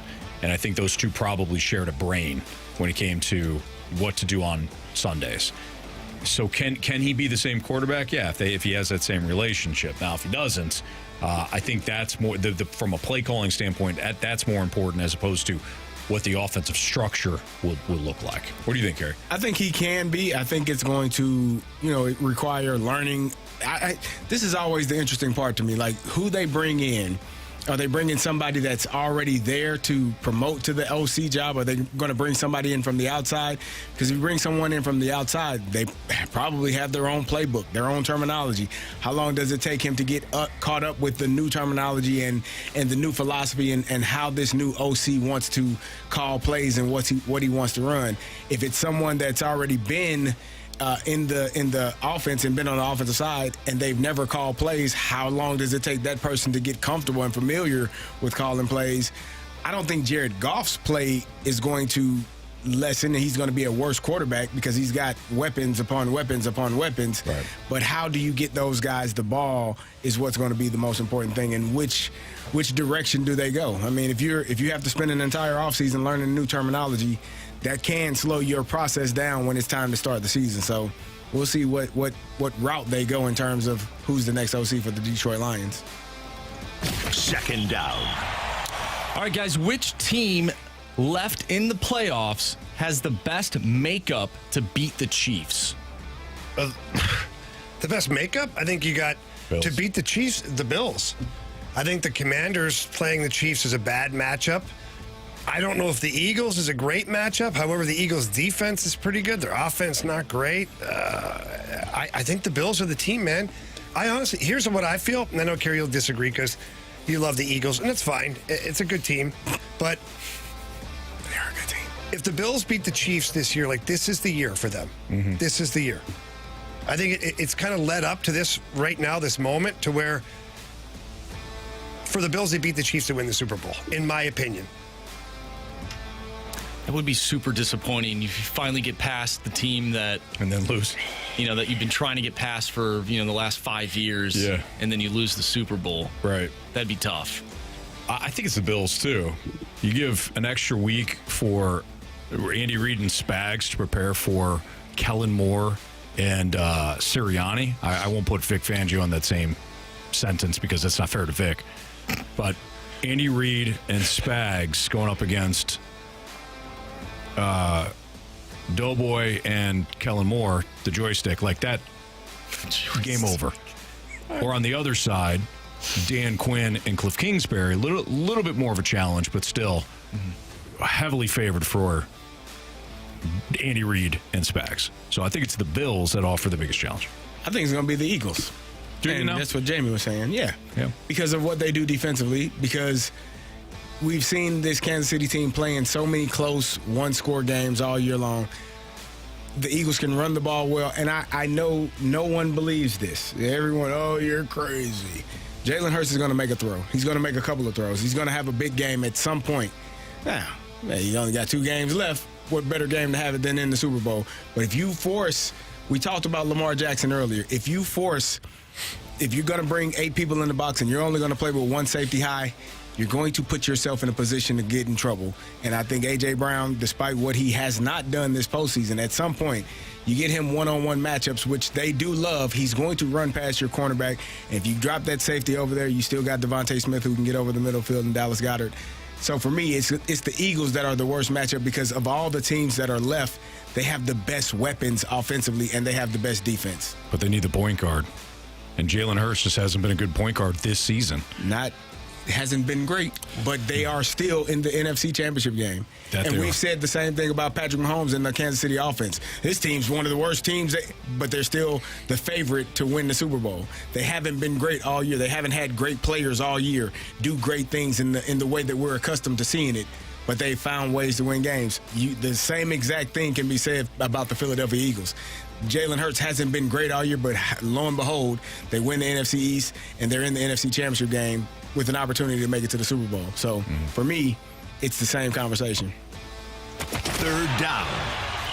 Guys, Jaden Daniels, great rookie year. Has he solidified himself as having the best rookie performance in NFL history? Does he have to win the Super Bowl to be in that conversation? So, quick question for you here. Was Tom Brady still considered a rookie? No. It was his second year. Season. Okay. I just want to make sure. Yeah. So he couldn't have qualified for Rookie of the Year? No. Even though he never played a snap in his first year? Nope. Okay. Like Patrick Mahomes. Just checking, guys. That's all. Just checking. Same thing with Mahomes, right? Mahomes was behind Alex Smith, I believe. Yes, that's correct. So if the question is that, yeah, that team was terrible last year. They got a new head coach who's done a fantastic job. They were terrible last year, Kerry. They had 5 wins last year. I'm not disagreeing with them being 5 wins, Kerry. I am not disagreeing with them being terrible at all. You haven't even heard what I said yet, so how can you disagree with that? Well, I disagreed with you. Go ahead, sir. I apologize. I didn't say a word. If my face did something and you didn't like it, you made noises. I didn't make a sound. At first, I thought you passed gas. I didn't. And then I realized you were making noises with your mouth. The only thing you saw was my face, and you didn't like it. He made got bothered. Show me your face. He made a noise. To my defense, he made a noise. It completely threw you off. Whatever Kerry did, it completely threw you off. I know, but he's ready to disagree with me right now. Okay. But anyways, to have a team that stunk that bad, for this rookie to come in and get them to the playoffs and win 2 playoff games on the road, I don't see how anybody in their right mind could disagree with that. Well, there's a gentleman went by the name of Big Ben, who took a team to the AFC Championship game. Only won every game. Did you see the team that was surrounding him? Did you see what he did? You don't think Jaden Daniels got guys surrounding Big Ben? I did. That year? Not the same. No, I agree. Bettis, not the same. Hines Ward. Come on. Matt quarterback. Throw some receivers in there, too. Come on. That team. Plaxico Burress. Was that Plax? Was he on that one? Probably not. No, I don't think so. Yeah, I think he was, actually. Lynn Swan. Nope. Lynn wasn't there anymore. He could have been. He wasn't. He had a good year, huh? He did have a very good year. Had a fantastic year. Made it to the AFC Championship game and lost to the Broncos? Who did they lose? Where's the Patriots? Hang on. Where did Jaden Daniels? Steelers won in Big Ben's. Anthony, not his rookie year. What are the Commanders playing, and what game are they playing coming up? NFC Championship. Oh, the championship. Okay. So same as your guy. Ben won every game he played in that year until he made it to the playoffs. I thought Big Ben won as a rookie. 05. 04. He replaced They lost to the Maddox. Patriots. Right. Patriots went to play That's Philly right. in the Super Bowl. Maddox gets hurt in week 2. Big Ben takes over. Second season. Yeah. Second season, he won the Super Bowl.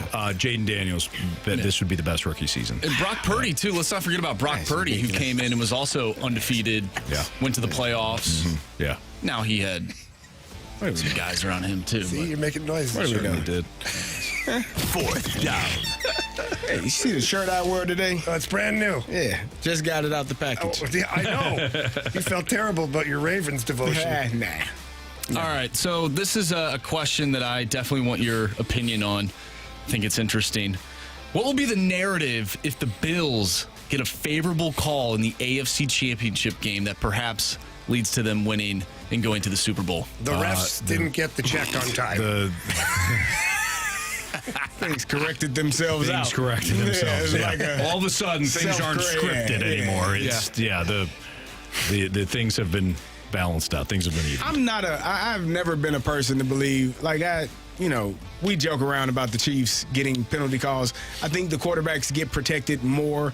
I think guys like Josh Allen probably don't get, when you're a bigger quarterback, when you're a more stout, physical, when you run the football like Josh Allen, like Lamar, like Cam Newton did, like Ben did, you're not going to get the benefit of the doubt. Patrick Mahomes he's not dainty, but he does get protected in the way that he's not able to protect himself, and he uses that to his advantage, which is the part that drives me crazy. Sure. I love Patrick Mahomes, but if you do that again and play around with people and somebody runs through you, I'm okay with that too. Yeah. Like I think I would say you deserved it. So I think that my hope for this weekend is that we don't have to say, "Oh, the referees helped out Patrick Mahomes." I look at it this way. I don't want to hear that. I'm like, what if it comes down to a massive play, tie game, everything's going on, and somebody the Chiefs get a favorable call that really isn't a call, and then they go on to win. I mean, it's almost the worst nightmare for the NFL. Right. To where Goodell might call the referees and be like, guys, let's make sure one of these calls doesn't go their way. Or doesn't dictate the game. Yeah. I will say out of every single Chiefs call, no call, whatever you want to call it, nothing is more egregious than what happened in the NFC Championship game with the Saints and the Rams. Very true. Nothing beats that. Oh, that was terrible. That was so Very bad. true. It was so bad. We all lost. Yes. Yeah. We all lost that day. We lost that day and then the Super Bowl because the Rams went on to score exactly 3 points. Well, I love in that. the most boring Super Bowl. I love Who won that. that one, Anthony? The Patriots. It's a good game plan. Gosh. I almost It was. It really was. I almost went to that Super Bowl game. No kidding. I've never been to a Super Bowl in my life. It's almost the went? one thing I want to do. Almost got tickets to go to that Super Bowl for whatever reason. Carey will get you tickets to this year's. And, well, the Ravens aren't in it. Yeah, the Ravens aren't in it. I didn't even set that one up for that. Nah, you guys are. Lamar will leave him tickets anyway. You guys are hilarious, huh? You know what? When the Philadelphia Eagles get in there, holla at me. I'm calling my boy. Maybe I'll be there. You know? We'll take Marshy. He's never been. Not He's taking never been. Because he was just. Why? Oh, that wasn't you. That's his I dream. apologize. No, he just said it. He said the Ravens won't be in it. That was Anthony. That was both of you. It was. Carey, let's go to the Super Bowl, baby. Yes. Somehow Jamie wins again. Somehow. He always, right at the last second, he figures it out. You know what? You guys can drive down. I'll take a little pontoon down the Mississippi, down to New Orleans. I'll meet you there. All right. Speaking of Jamie, he's got keys to victory tonight, and we'll light the lamp next on 101 ESPN.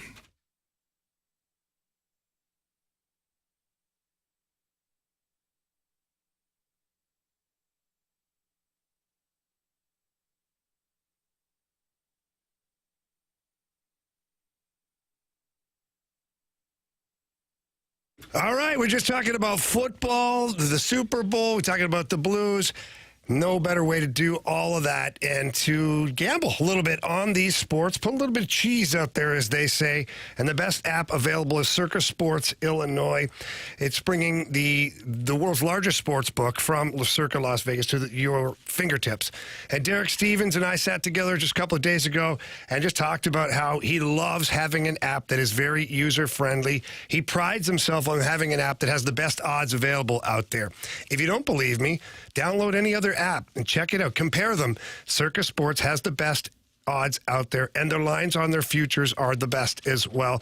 They've got a high betting limit set there for you, and they don't believe in those little promos to try and get you and hook you. No, they want the app to speak for itself, and that the promo is in the price as well as the awesome payouts that you get while playing with Circa Sports Illinois, the app. So please download it from their website or find them in the App Store, and you too can bet like a pro with your Circa Sports Illinois app today and join in on all the excitement. If you or someone you know may have a gambling problem, call 1-800-GAMBLER or text ILGAMB to 833-234.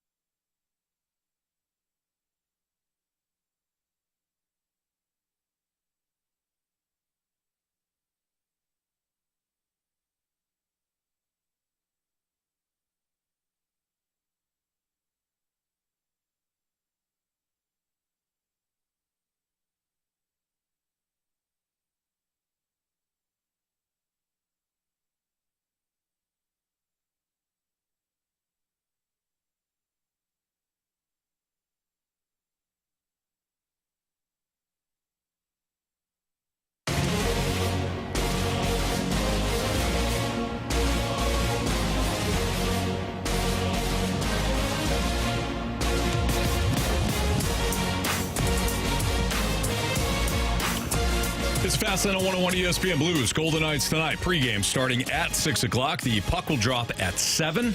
Jamie's got to get out of here, but before he does, he has the keys to dominating some Golden Knight face tonight. Well, just two of them, really, tonight. Two that are more important. We can go through all the regular ones and all that stuff, and it just becomes redundant. The two that are really important are you have to play a full 60 minutes tonight. You can't let your foot off the gas.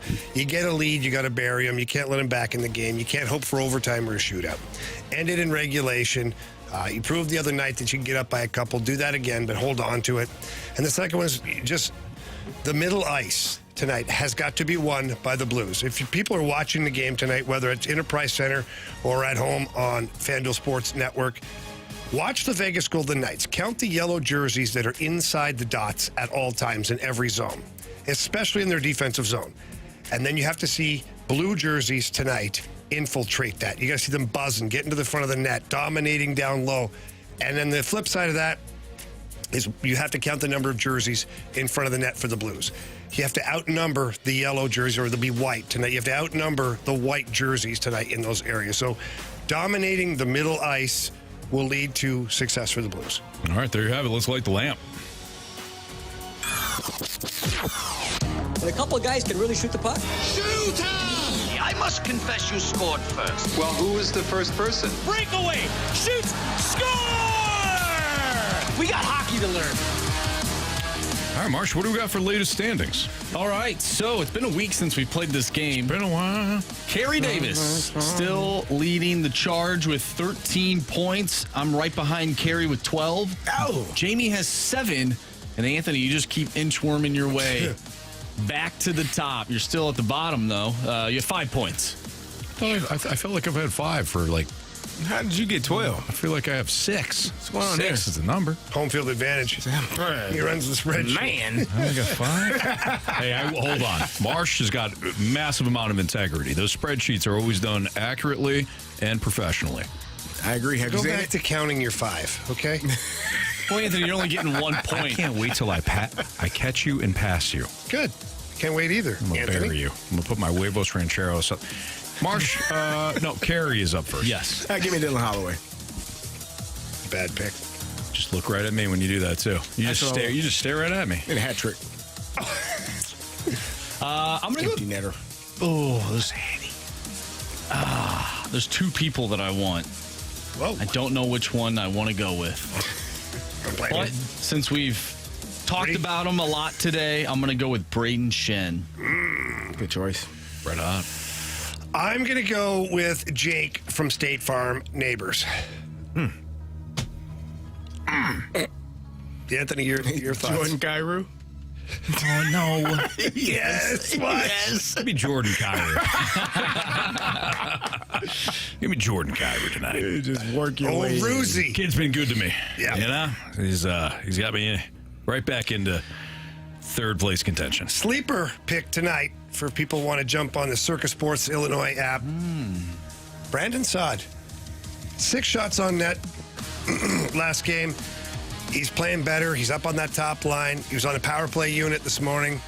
Food for thought. Sod father. The Sod father. Yeah, you went with Jake from State Farm. I did. Interesting.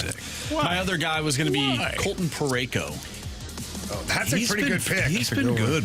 Or Cam Fowler, for that matter. Either one of those Offensively, two. he's been he's kicked it up a notch, old Colton Parayko. All right, Jamie. Yeah. Get the hell out of there. Wait, what's your? Do you have a bet the board pick? Do you want to share I do. it? Okay, good. I do, because last night's parlay, boy, did that blow up in my face. Yeah. What wow. Well, both teams lost, I believe. Outright. Yeah, And I then saw. no points. Like the lowest scoring games of the year. Yeah. They were like, hang on a second. Let's kick him in the balls one more time. When I saw the Avs, because you had the Avs. I had the Avs and I had the Panthers. I saw one of the, so it was, I think the Panthers were tied at the time when I saw, but the Avs had already lost. I'm like, oh, that's it. We're that done was here. quick. Yep. There's nothing to see here. Nothing to see here. Move on. Let's see. I'm going with the Flyers in New York. On the money line, they're plus 125, but I think the Rangers are still a dumpster fire, and the Flyers have been playing pretty good. Flyers plus 125 for Jamie. Yes. All right. Sounds good. Jamie, we'll see you tomorrow, man. Yes, you will. All right. Jamie's heading downtown. He's going to go to the Enterprise Center for tonight's FanDuel Sports Network broadcast of the Blues and the Golden Knights. And we have the Gauntlet next on 101 ESPN.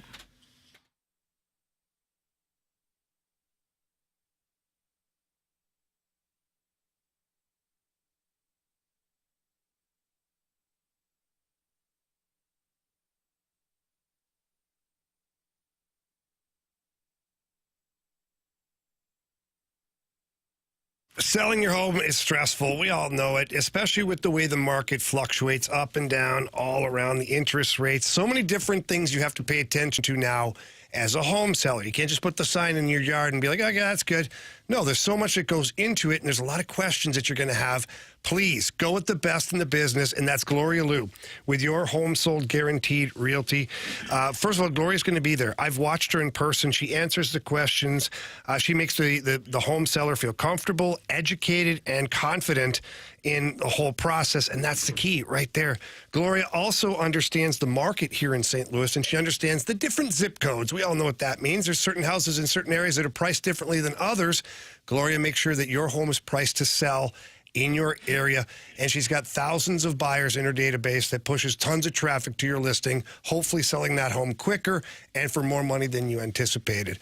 So for that great service, pick up the phone, call Gloria Liu, tell her Jamie Rivers sent you in. Her number's 314-325-6888. Again, that number, 314-325-6888. You can always visit GloriaHasTheBuyers.com.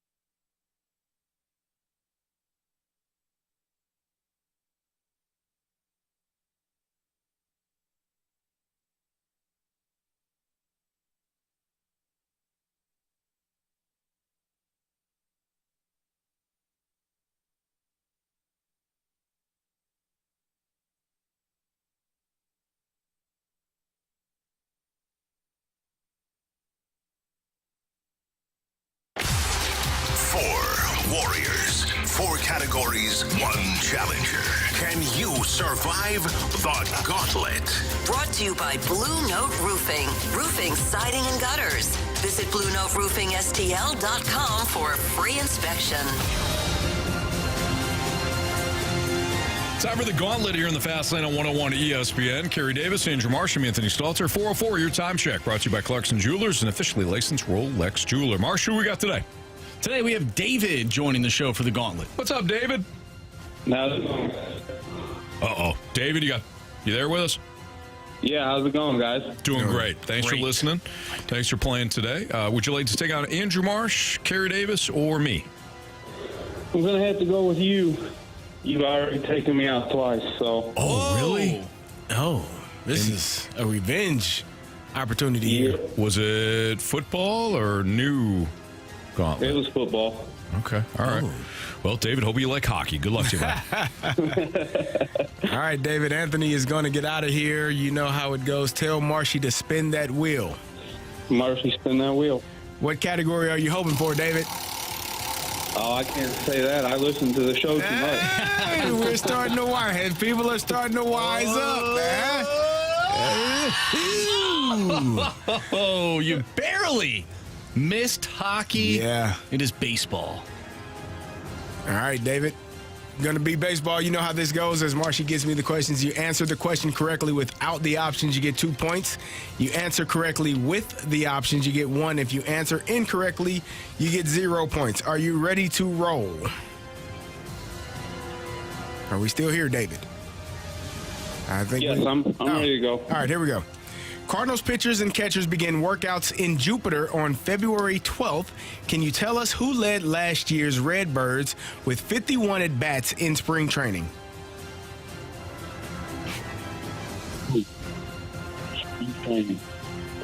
Now let me get the options. Is it Victor Scott II, Luken Baker, or Jordan Walker? Victor Scott. Final answer? Final answer. Question number 2. Roger Clemens won a total of 7 Cy Young Awards. With how many different teams? Yankees, Nashville, Red Sox. Is that Blue Jays? Let's go 4. Final answer? Final answer. Question number 3. In 2019, no team hit more homers than the Minnesota Twins, who smashed a club best 41 Ding Dong Johnsons that season for the Twins. Miguel Sano. Final answer. Oh. Question number 4. Last season, who paced all of Major League Baseball with 208 2 1/3 innings pitched? That's both leagues, you said? In Major League Baseball, yep, so both the National and American League. So basically, who had the most innings pitched last year? It would seem like Garrett Cole. Yeah, let me get the options. Options are Logan Gilbert, Zach Wheeler, or Tarek Skubal. Go Zach Wheeler. Final answer? Final answer. All right, we'll get Anthony back in here and see how he does. How you feel? David, how you feel? I'm good. Spring training question kind of threw me for a loop. Ah, okay. Well, we'll see if Anthony is prepared. He's putting his headphones in now. Anthony, are you ready? Depends on the category. All right. Well, you want to tell him, Marshy, or should I? The pack of lunch or the category? You can tell them both. Pack of lunch, Anthony. Your category is baseball. Oh, okay. All right. It was almost hockey. It barely missed hockey. Okay. It's a little baseball. Little baseball action. Little baseball action. All right. Question number 1.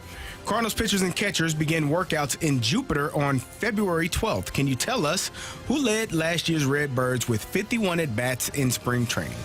51 ABs in spring training. 51 at-bats in spring training.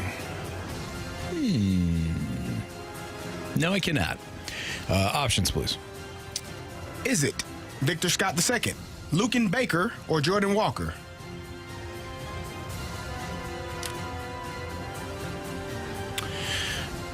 Luken Baker was the one that came to my mind first, but now I feel like it's Victor Scott. So I'm going to go Victor Scott. Final answer.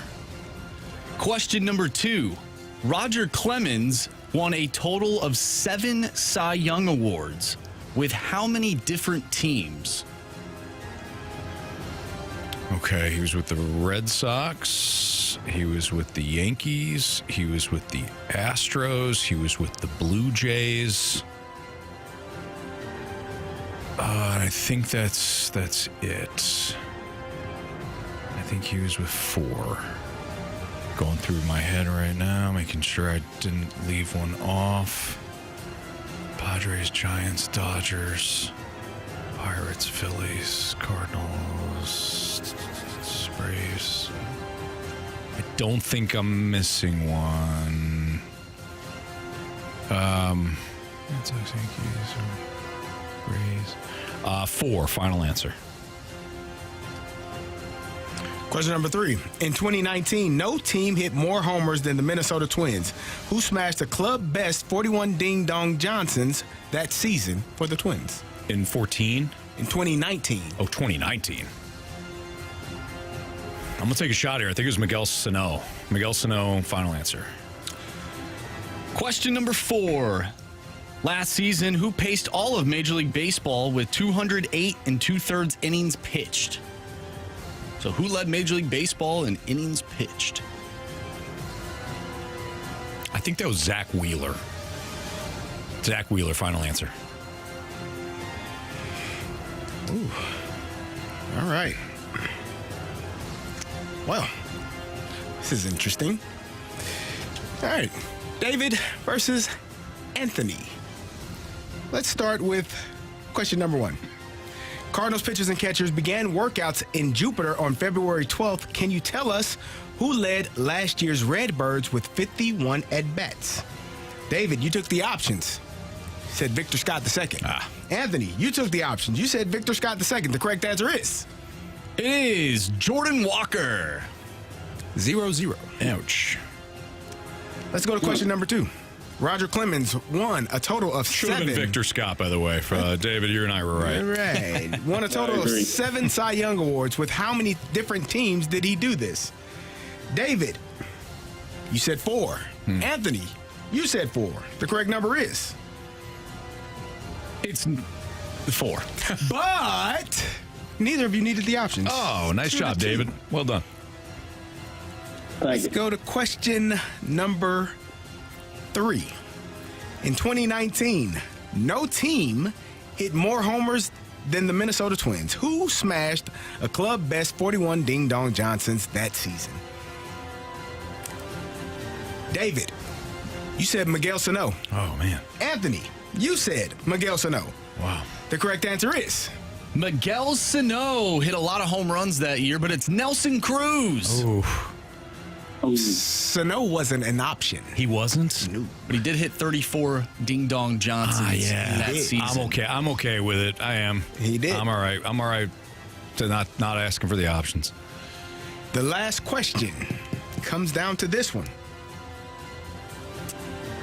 Last season, who paced all of Major League Baseball with 208 2/3 innings pitched?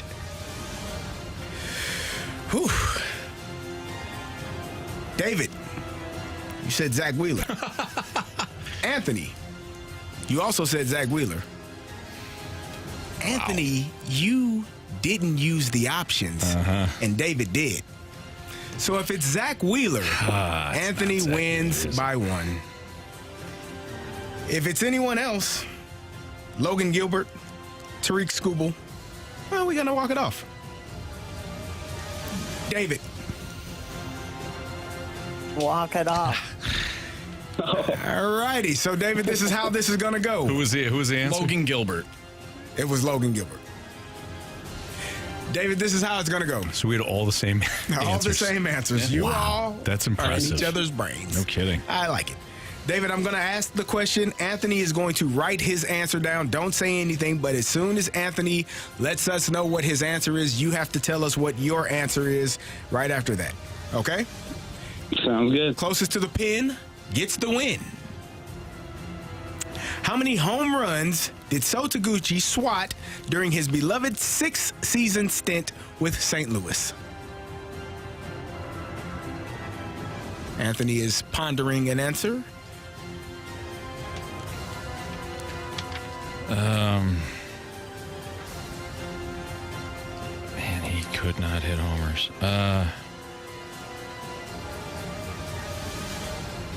Okay, I have an answer from Anthony. What's your answer, David? Let's go 13.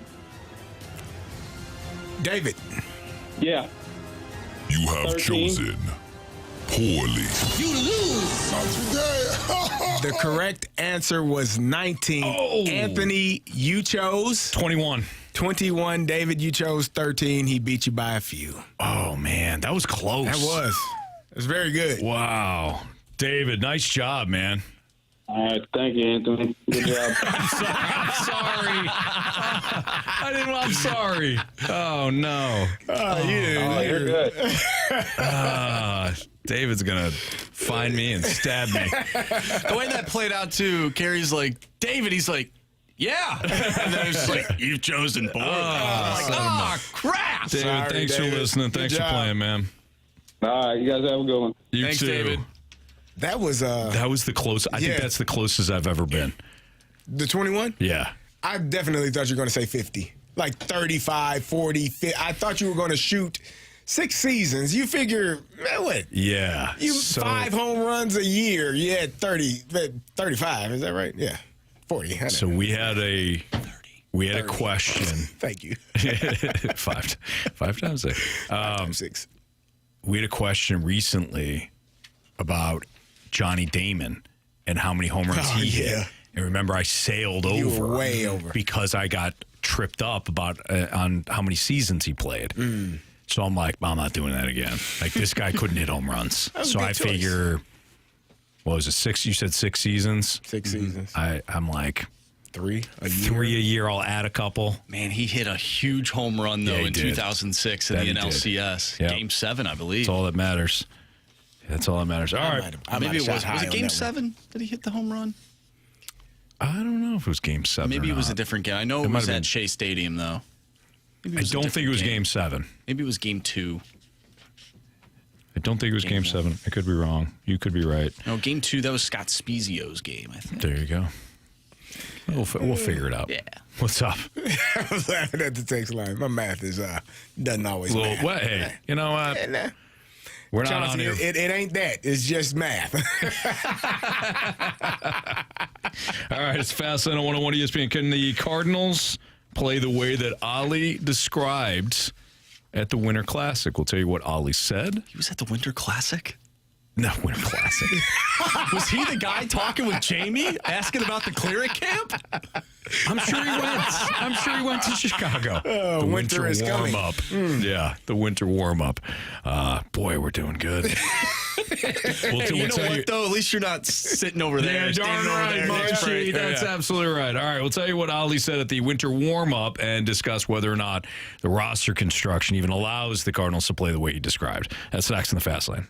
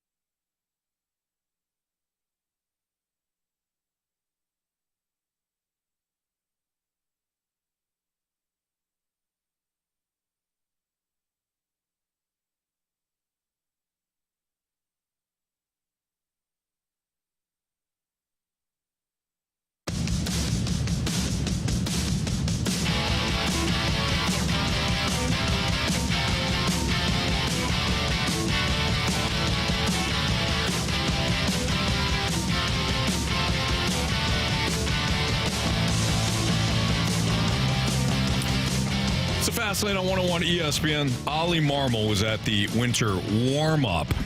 He may have also been at the Winter Classic. He might have been. But he was at the winter warm-up. And he came out and said this, and I got this from Katie Woo's article at The Athletic. We're going to play fast, we're going to play electric, and we're going to play absolutely relentless, the manager said. We will make history again. This is after acknowledging that the last 2 years for Cardinals fans have not been good. Frustrations have set in. So he was speaking to a frustrated fan base. And my question to you guys is, let's just start at one. Do you think he was playing to the audience? Do you think he was placating? Do you think he was pacifying? I think he probably believes it. Like, that's the goal. You have goals set, off-season goals, what your style of play, what your team is going to be, kind of the makeup of the team, what you expect, what you want to do. And so if that's what he wants, I mean, hell, I would love to see him play electric, play fast, play relentless. To me, that sounds like they're going to utilize their speed on the base paths. They're going to be, catching fly balls and gaps, and they're not going to be allowing doubles because they got guys that can fly around out there in the outfield. To me, it sounds like electric plays, sound like Mason Wynn making plays in the hole and throwing guys out at first base, and Wilson Contreras picking it. Like, that's electric, Anthony. Yeah. I haven't said anything about being at the plate yet, but just hold on. Yeah, you get on base. You got to get on base to steal bases, right? Right. That's still a thing? Yeah. Right. But I think all of the other stuff, I think that probably is the mindset. And I think you can do that when you have a younger team, right? I think when you have younger, quicker players, guys that are more athletic, maybe that is the mindset. And when you're younger, you don't have guys that are long in the tooth and kind of set in their ways. You can kind of set your team up the way you want to. And you might see maybe this is the best version of Oli Marmol that you'll get to see. I think it sounds nice.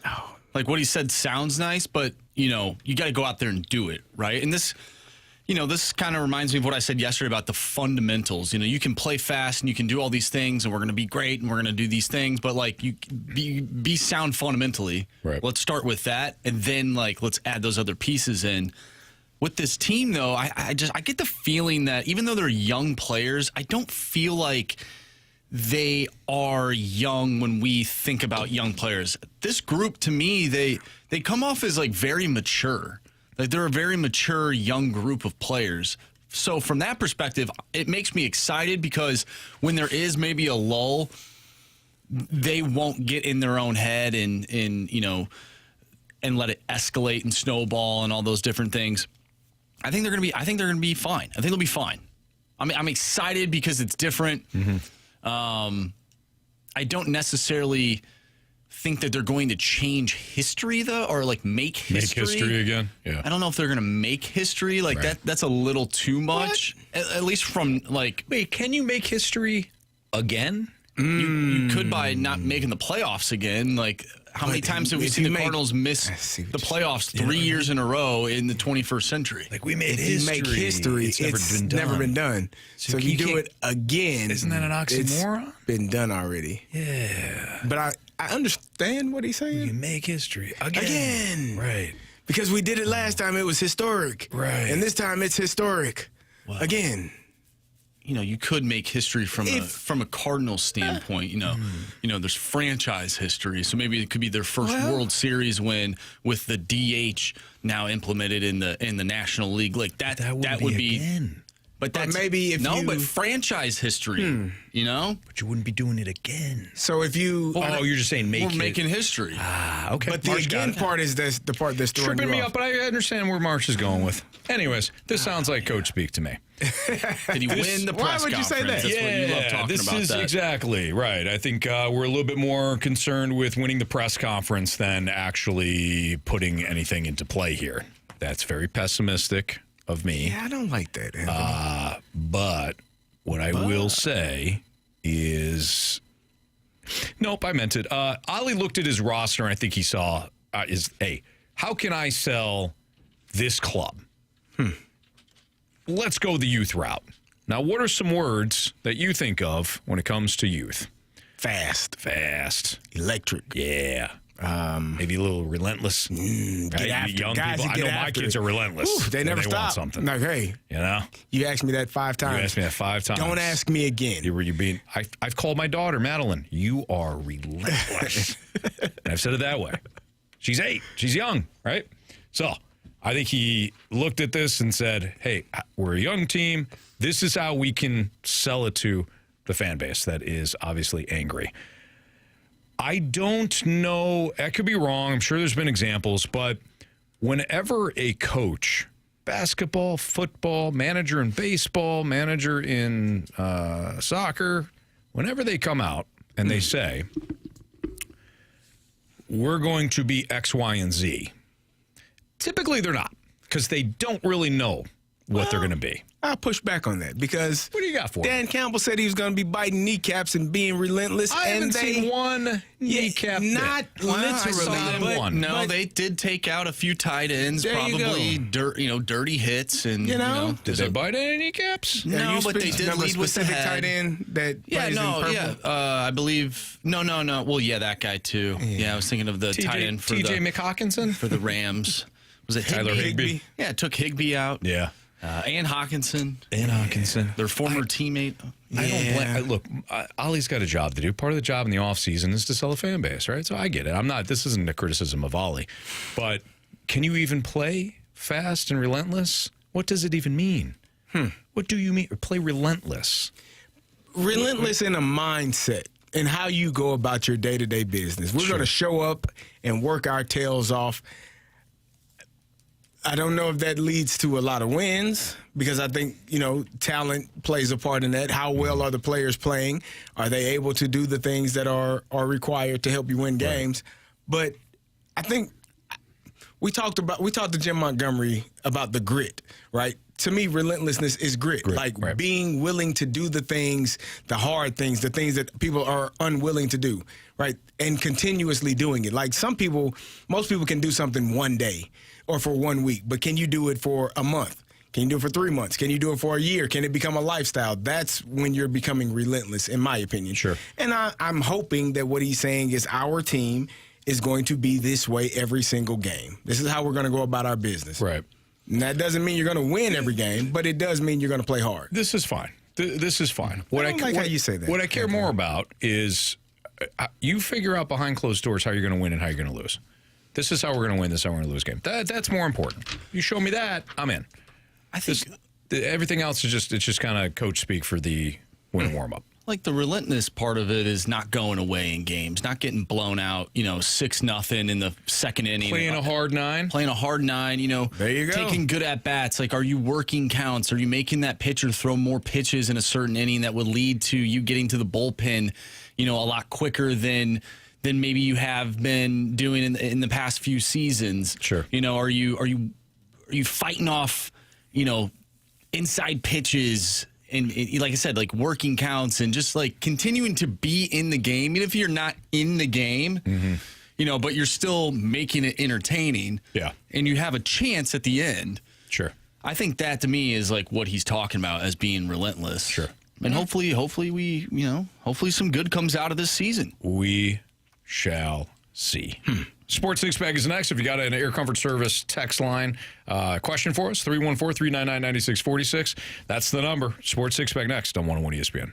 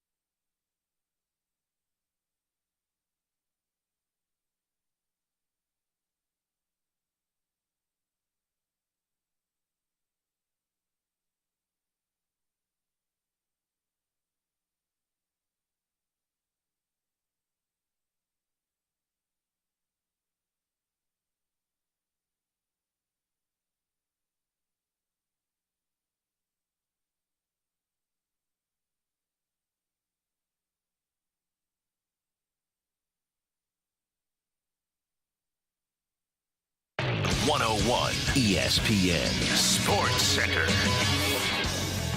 I'm Andrew Marsh. It's time for a Sports Center update driven by Johnny Londoff Chevrolet and Johnny Londoff Autoplex. Blues take on the Vegas Golden Knights tonight, and you can listen to that one right here on 101 ESPN. Pregame starts at 6. Puck drop is at 7.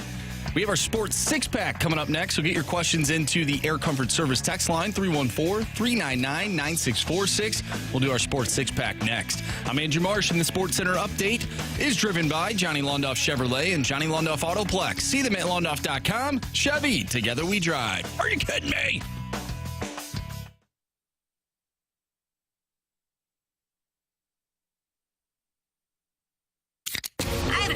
It's time for the Fast Lane to answer your sports questions. I want to ask you a bunch of questions, and I want to have them answered immediately. Asking me all these weird questions. Answer the question. Answer the question. Answer me! The Sports Six-Pack is now.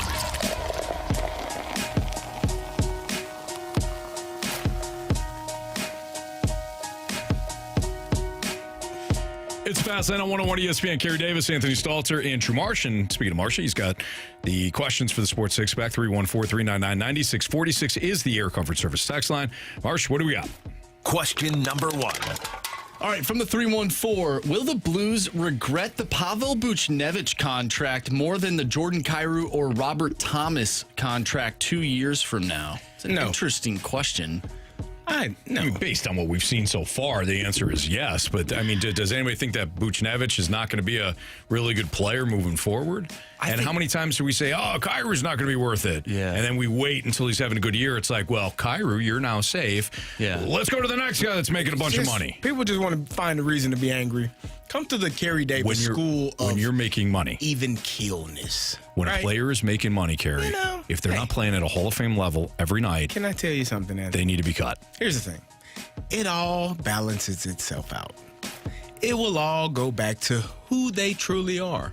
When you sign a contract, very rarely, and there are exceptions to every rule, but very rarely does a guy sign a huge contract and just now stinks. Like it's like you earned the contract based off of your play. Now, if you sign that contract when you're 35 and they're going into their 36-year-old season, that might happen a little bit faster. Right. But normally, when you hit that peak age and you're late 20s, early 30s, you're still going to be playing at a high level. Sure. Give it time. Like, just relax. RELAX. Relax. That's Anthony's favorite quarterback. No. Yeah, I think so. Don't you be turning the tables on me. No, you love him. Some people always say, like, Torrey Krug. Like, look at the Torrey Krug contract. It's been awful. He's not the same player. Injuries. Yeah, in some How old is Torrey respects, Krug? but, I mean... 34, 33, 34? In Boston, outside of the peak years there, 51 points, 59 points, 53.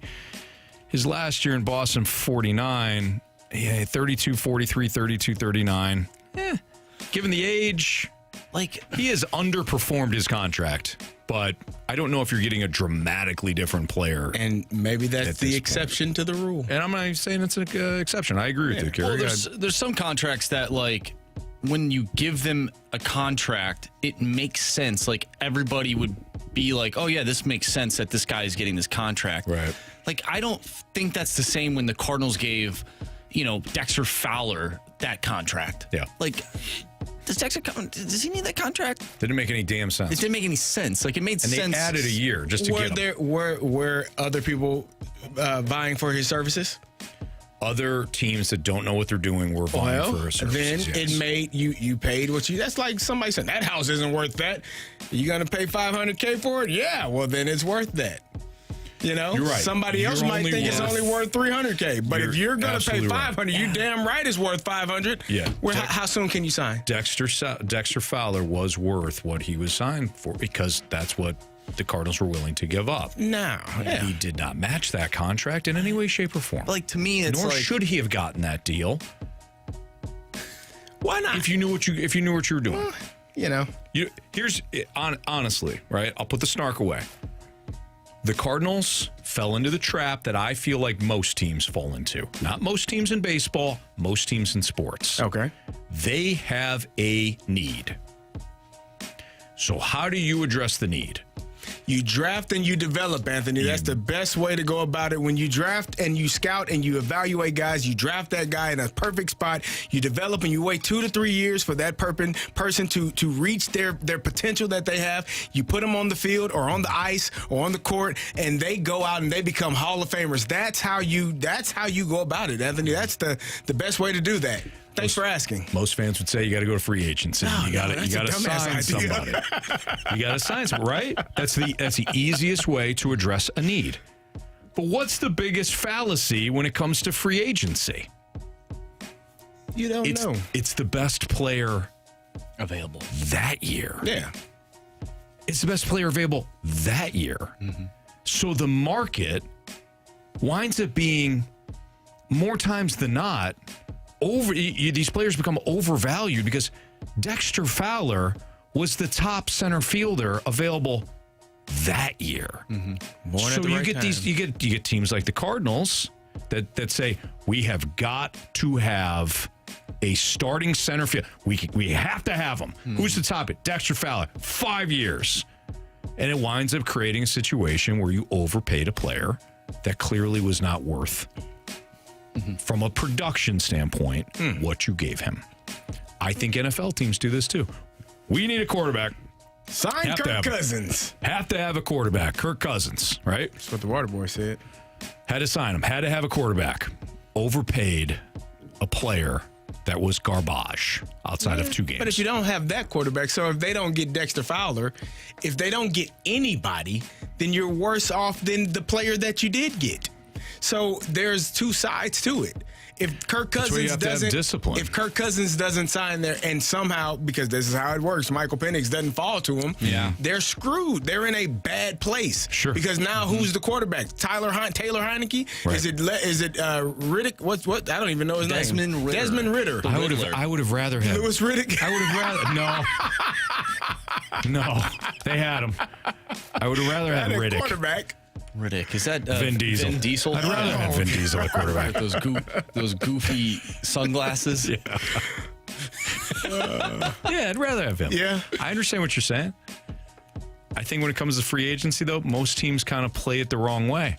I would probably play it the wrong way, too, because you get duped into, I have to have this. This is all that's available. Yeah. This is the pool I'm working with. And you go get it. Because if you don't have it, you don't have you're in the same position you were. Yeah. The reason why you're looking for it. At least if you go get it, I tried my best, and you put it on the player. Sure. Good teams don't have those question marks pop up because they're continually like having a player meet that spot. Marsh, absolutely, you nailed it. And those are the teams that are often criticized. Why are the Packers taking Jordan Love? Why are they taking Aaron Rodgers? Oh, well, they're thinking ahead. No. Yeah, I wish it's all about next season. Okay, well, you continue to operate that way. Be the Falcons and lose all the time. Like, right? Oh, I love how he went from Pavel Buchnevich to Dexter Fowler. Really good conversation. Somehow and always Riddick. we will. No, I would have rather had Kirk Cousins. I'd rather have Somehow he always gets brought up. It doesn't matter what day, what show, what season it is. Kirk Cousins finds a way. The water boy brought him up. The water boy brought him up. Kirk Cousins would be proud. I would have rather had Riddick or Dexter. The killer Fowler? Yeah. Oh. Why? He's not. He can't play quarterback. No, did you see Kirk Cousins? Dexter Morgan's not costing that much. He's not playing well either. And Riddick probably stabbed somebody. So Dexter probably would too. One way to get it done. Yeah, Dexter would have him all in. What's Ziploc bags. No, the tables. What's the wrap? What's it called? Saran wrap. Well, we just learned something. Anthony, Saran wrap. Anthony, you're clear. We know. Clear cut. Well, we know that we know that you're not a serial killer. Yeah, I don't know what wrap it is. So that doesn't mean anything. All right, we'll continue our Sports Six Pack next on 101 ESPN.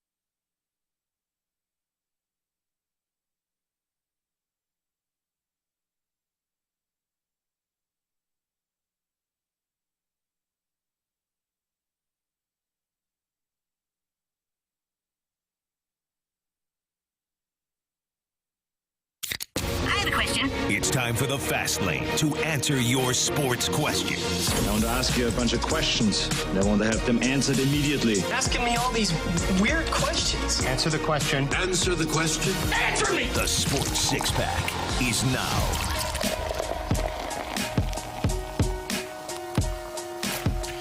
It's Fastlane on 101 ESPN. Time for part 2 of the Sports Six-Pack with Kerry Davis. I'm Anthony Stalter. Our guy Andrew Marsh continues with our questions. Question number 2. Just got the one question last time. Oh, but it was a good question. It was a good question, yeah. Yeah, it was awesome. Okay, this one comes from the Monroe Co. If there is one team that can compete with the Dodgers All-World 2025 baseball team, what team would that be and why? There is none. You know, when you put together a roster like what the Dodgers have done, it's to win championships. They might go 162-0, Anthony. You know, first time ever in Major League history. Might not lose a game. You know how embarrassing it would be for that franchise to not win the World Series based on what they've done? It'd be great. It would be great, but they should be embarrassed, and they should honestly be they should sell relegated. off everybody. Yeah. And this is why people will watch.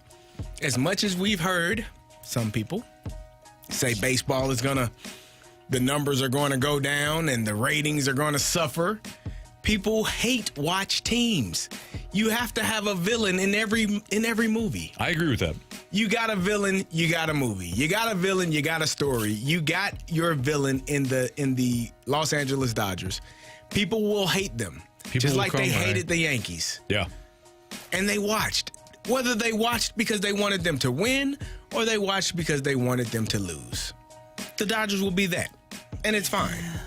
I don't know. This just feels like the Dodgers feel like Thanos, Anthony, right? They do. Except They're for loaded. the Avengers are not facing off against them. It's like the Power Rangers, but like one that you really haven't heard of. You know what they should do? You know who's facing up? You ever see the Suicide Squad?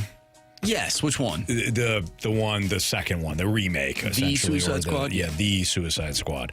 It's the group in the beginning. Yes. That's who's facing Thanos. The guy when they're trying to come together, they're trying to figure out what are they the just guys a like bunch pop of up. people. There's the guys that pop up out of the water first. Yeah. So listen, And the Cardinals are that weasel. Who gets slaughtered? Here's the thing. Like that's Gary, spoiler, they all die. Oh, well, it's good. It doesn't end well for that specific Suicide Squad. You want to make people watch sports. You want to make it the Dodgers versus MLB for the All-Star game. If you all want to complain that much, how about that? Since they're already an All-Star team, make it the Dodgers versus everybody for the All-Star game. Change it up.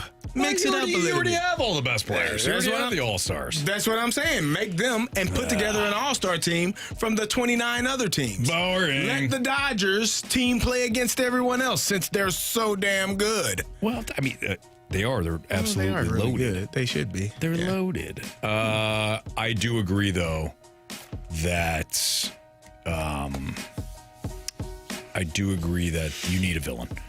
I do agree you need a villain. How did it work out for Thanos? I don't recall. Well, he won the first time. Yeah, What he happened kicked after that? everybody's ass, yeah. Well, he actually won again until Didn't Doctor Strange figure out the 1 out of 10 billion there was a lot of different possibilities. There's only one that actually won. That they won in. Mm-hmm. There was one. Yeah. That could be your Cardinals, Anthony. That's the Diamondbacks thing. The Diamondbacks made the World Series. Like, okay. All it takes is one. One time they remember it, Anthony. You know? Yeah. You remember. How'd they do that? How'd they do in that World Series, Marsh? They lost. Great. Yeah. Didn't they get swept? No. They won one game. Gentleman sweep? Gentleman's Was sweep. it 5? I think it was a gentleman's Was sweep. it 5 That games? series was over after thought it was 6 Corey games. Seager tied game 1 in the 9th. I thought it was It may have been 4-2. 6. I don't know. Phillies is the answer. Phillies. Yeah, the other team that spends ungodly amounts of money. I can't get behind Philadelphia fans being happy. No, nobody can. Yeah. You know? Yeah, no, nobody can. You know, maybe in football it's fine. Yeah. But in baseball too, or they can be happy in baseball and not football. Like they can't have more than one thing going for them. You know? No, I'm with you on It's that. just like there's like different laws. Yeah. Laws of physics. Law of gravity. Like that's a law. Like, you can't have more than one Philly team doing well at the same time. Yeah, the 76ers is a nice balance for the Eagles. For sure. And the Flyers are probably doing their job, too. Yeah, so, but I'm with you on that. Yeah. Well said, Marsh. Thanks. Question number 3. Speaking of football, Justin wants to know, Bills beat the Chiefs. Why? How do they do it? The Bills beat the Chiefs? Josh Allen. Same recipe as before. I disagree. Josh Allen didn't play well last weekend, and they found a way. The Ravens found a way to turn the ball over. No, I'm talking about against the Chiefs. No, but I'm saying Josh Allen wasn't the key determining factor in that game. Against the Chiefs? Against the Ravens. That's what I'm saying. When the Bills hosted the Chiefs earlier this year, and Josh Allen had the big run at the end, that I think is your recipe. It's Josh Allen making key plays. And I disagree, is what I'm saying. Well, what the hell, man? What are you doing? I don't think it's going to be that. Okay. I don't think you understood. But what I'm saying is Josh Allen.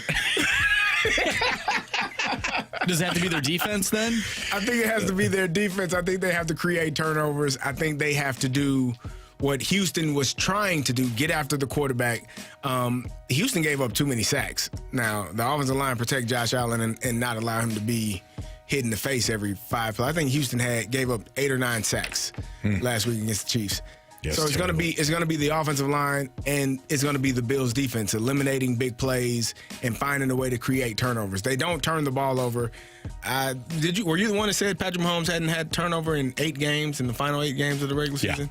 And they don't fumble the ball, so you're going to have to find or something. You have to find a way to create a turnover. Get him off his spot and make him uncomfortable. But I don't think that Josh Allen has to be Superman. I actually think if he becomes Superman, that's when they will lose. So, hand the ball off, play good defense. Don't turn because the thing, in my opinion, when Josh Allen puts on his Superman cape, he throws the ball wherever because he's like, I can do it. Absolutely. You're like, Josh, no, don't do it. He's like, no, I can't. Heroes shouldn't be wearing capes. And he throws it to the other team. So he gets sucked into like a plane. A vortex or something? Yeah, we learned that in The Incredibles. Yeah. Oh, that's true. No Yeah, capes. No capes. Oh, yeah. No capes. How many times do you think we see Travis Kelce catch the ball up the middle with no one around him and he runs about 5 miles per hour for about 40 yards? Over 7. 7? Over 7. Yeah. I hate it. I don't understand how that's How do teams not pick up on that?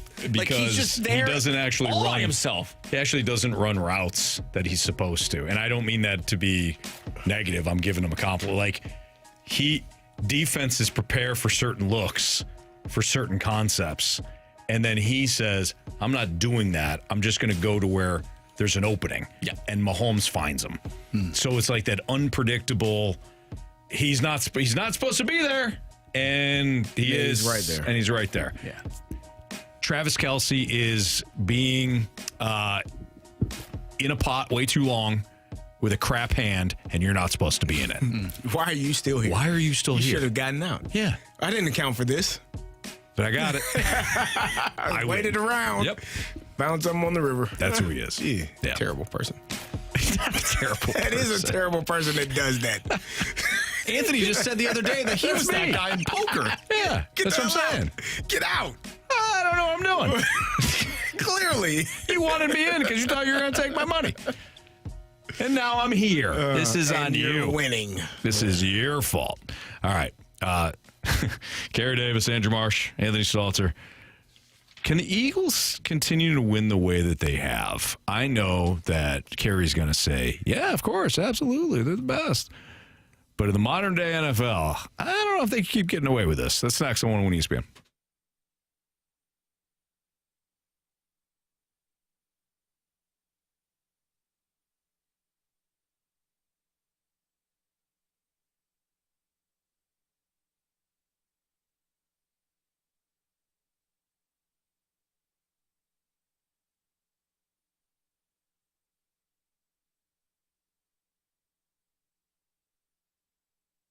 Hey, Hey, during their New Year, New Key sales event, Auto Centers Nissan has every 2025 Nissan model in stock, coming with a free lifetime warranty and 3 free oil changes. Plus, Auto Centers Nissan Herculaneum, they got that peace of mind coverage from their 30-day return promise.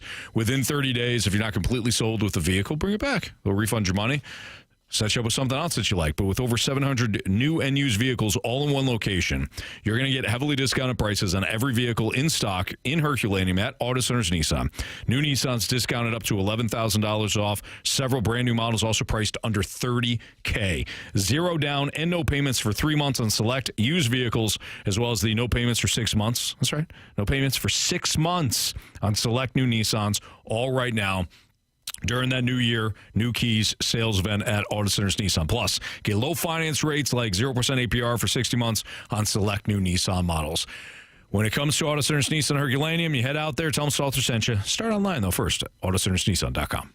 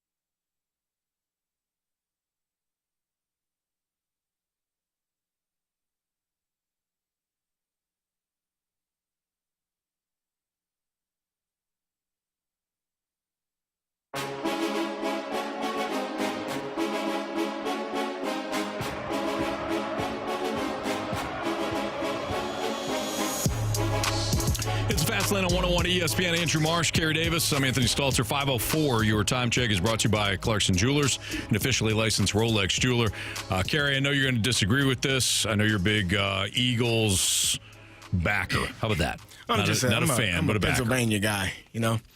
Pittsburgh Steelers, Philadelphia Eagles, Eastern PA, Western PA, you know. You stop it. Just a Pennsylvania guy. All right, fair enough. You know? And a Baltimore guy. Crazy. Here's what's interesting about the Eagles. So we all know the defense is excellent. Defense is good enough to win. Offensive line, good enough to win. Saquon, running game, good enough to win. They also have the weapons in the passing game. When you have A.J. Brown and you have Devonta Smith and you've got Dallas Goedert, you're in really good shape. But if they were to win this year, what they have done from a passing standpoint, you're talking about one of the least effective and least efficient passing games over the last 20 years. That's what the Eagles are facing right now. Do I think you can play great defense and run the ball and win? Yes.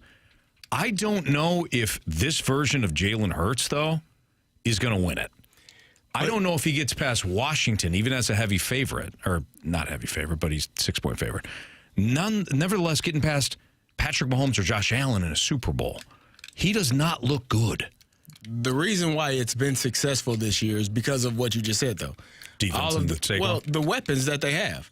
They still got – you can't commit 8 people to the box when you're going to single up A.J. Brown by himself. That's criminal. Well, that is what you get, the game-winning pass, Jeremiah Smith versus Christian Gray to seal the game versus the Notre Dame versus Ohio State versus Notre Dame. If you want to line up like that, if that's the choice you want to make, I'm going to take my best player, who is probably better than your best DB, and let's see who wins. And it's an easy throw when I can just catch and throw. So that's the dilemma that opposing defenses have when they're facing against the Philadelphia Eagles.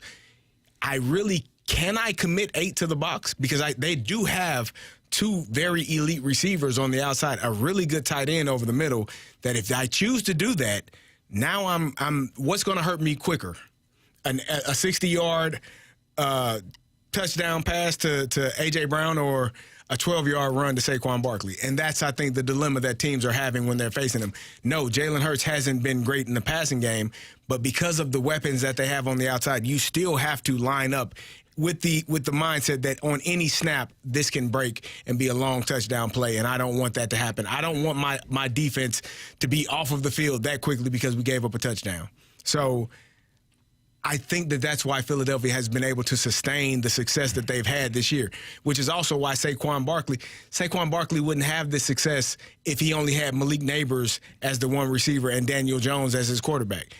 People still respect Jalen Hurts to the point where they're saying, yeah, maybe he threw for 2,900 yards this year, but if we mess around and find out, it's going to be a big day. So you have to pick your poison, and right now they're picking the poison of saying, we'll try to stop Saquon, but we're not going to allow these huge plays on the outside either. I think what you just described, ironically, based on where your head's at these days, I think what you just described was the Ravens. What? I do not see that with this year's Eagles.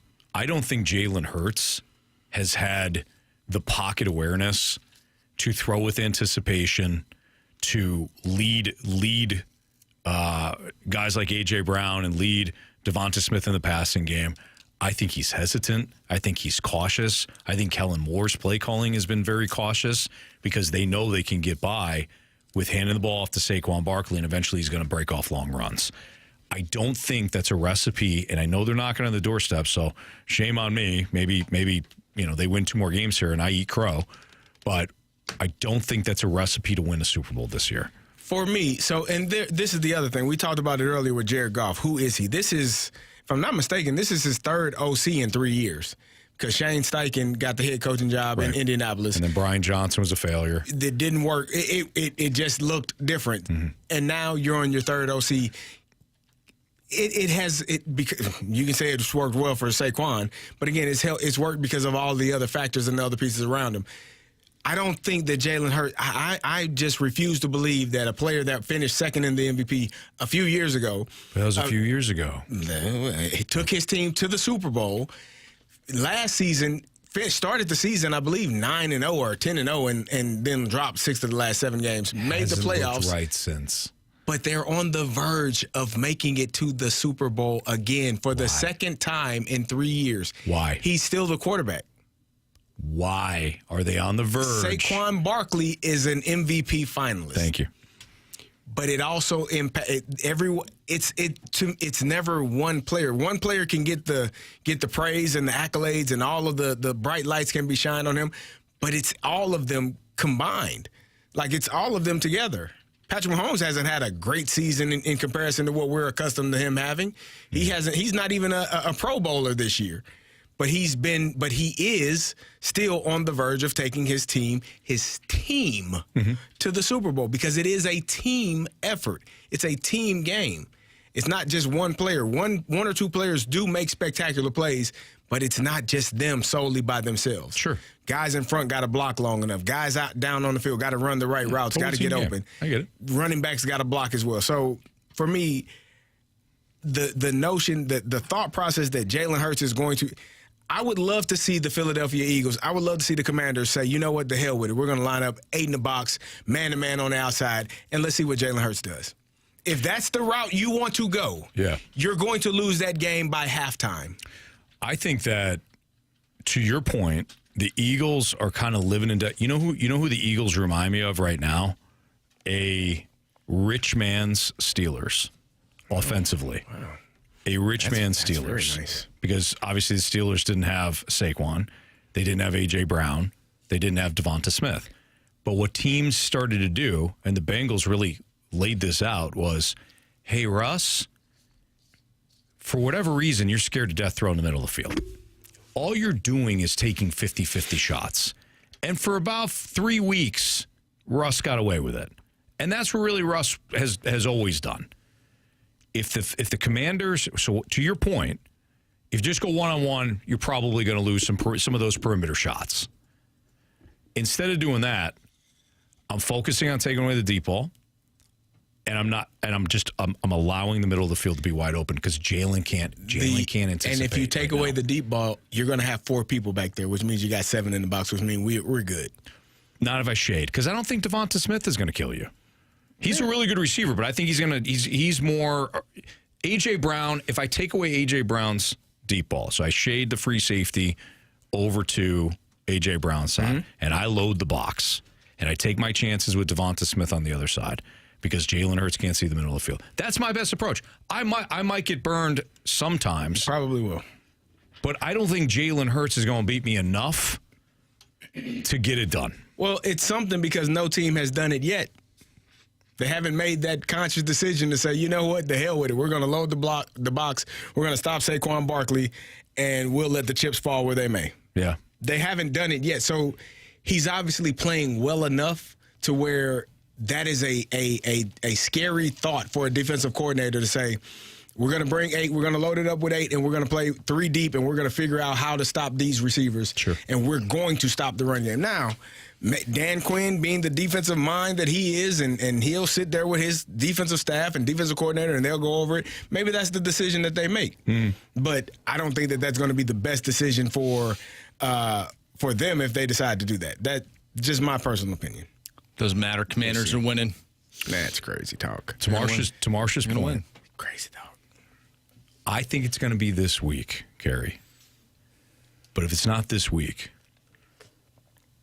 Grim Reaper's coming for this Eagles team. I can't wait. At some point in the next 2 weeks. I think it's this week. Do you? But you're not winning a Super Bowl. All right. Jaden Daniels, he'll find a way. Damn right he will. He'll find a way. He's playing quarterback right now. He's playing really well. Jalen Hurts is on one leg right now. He's got 2. And you see him and he won't play today. well. And he won't play well before he got hurt. Shame on you. Can't be wearing a motorcycle helmet out there and win football games. No, that's right, Marsh. My opinion. Yeah. Hot take or hot garbage is next. 314-399-9646, the Air Comfort Service text line. So if you got a hot take or hot garbage, send it in. We'll do that next on 101 ESPN.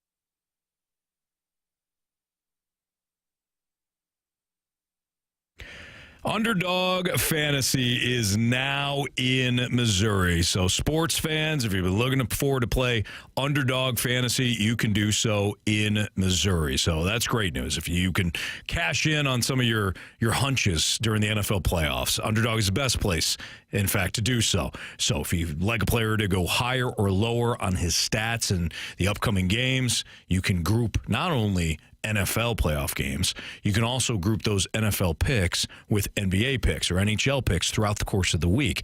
Underdog gives you so many different ways to cash in. With over 5 million happy players and 2 billion won, Underdog makes it fun and easy to cash in on all your favorite athletes' performances. I like Jaden Daniels to go higher than 1.5 touchdowns. He's had at least 2 touchdowns in every game that he has played, that he's started and finished over his last 7 games. One exception was Week 18, he didn't play. I like Jaden Daniels this weekend to do that. They also give you fun promotions as well, so they'll give you kind of free plays at Underdog, free picks that you can load into your ongoing picks and win a whole bunch of money. And with Underdog's double flex option, you can even take 2 losses and turn them into a win. It's one of the fairest sites I've seen. They're fantastic. Underdog is the best place to play, and here's the best part. Sign up, deposit with my promo code Anthony. So all you have to do is type in my name, Anthony, to get up to $1,000 in bonus cash instantly. And if you're in Missouri, you'll get an additional $50 in bonus cash when you play your first $5 entry. That's promo code Anthony at Underdog Fantasy. Must be 18 or older and present in the state where Underdog Fantasy operates. Terms apply. $10 deposit minimum. See UnderdogFantasy.com for terms and conditions. Concerned with your play? Call 1-800-GAMBLER or visit www.ncpgambling.org.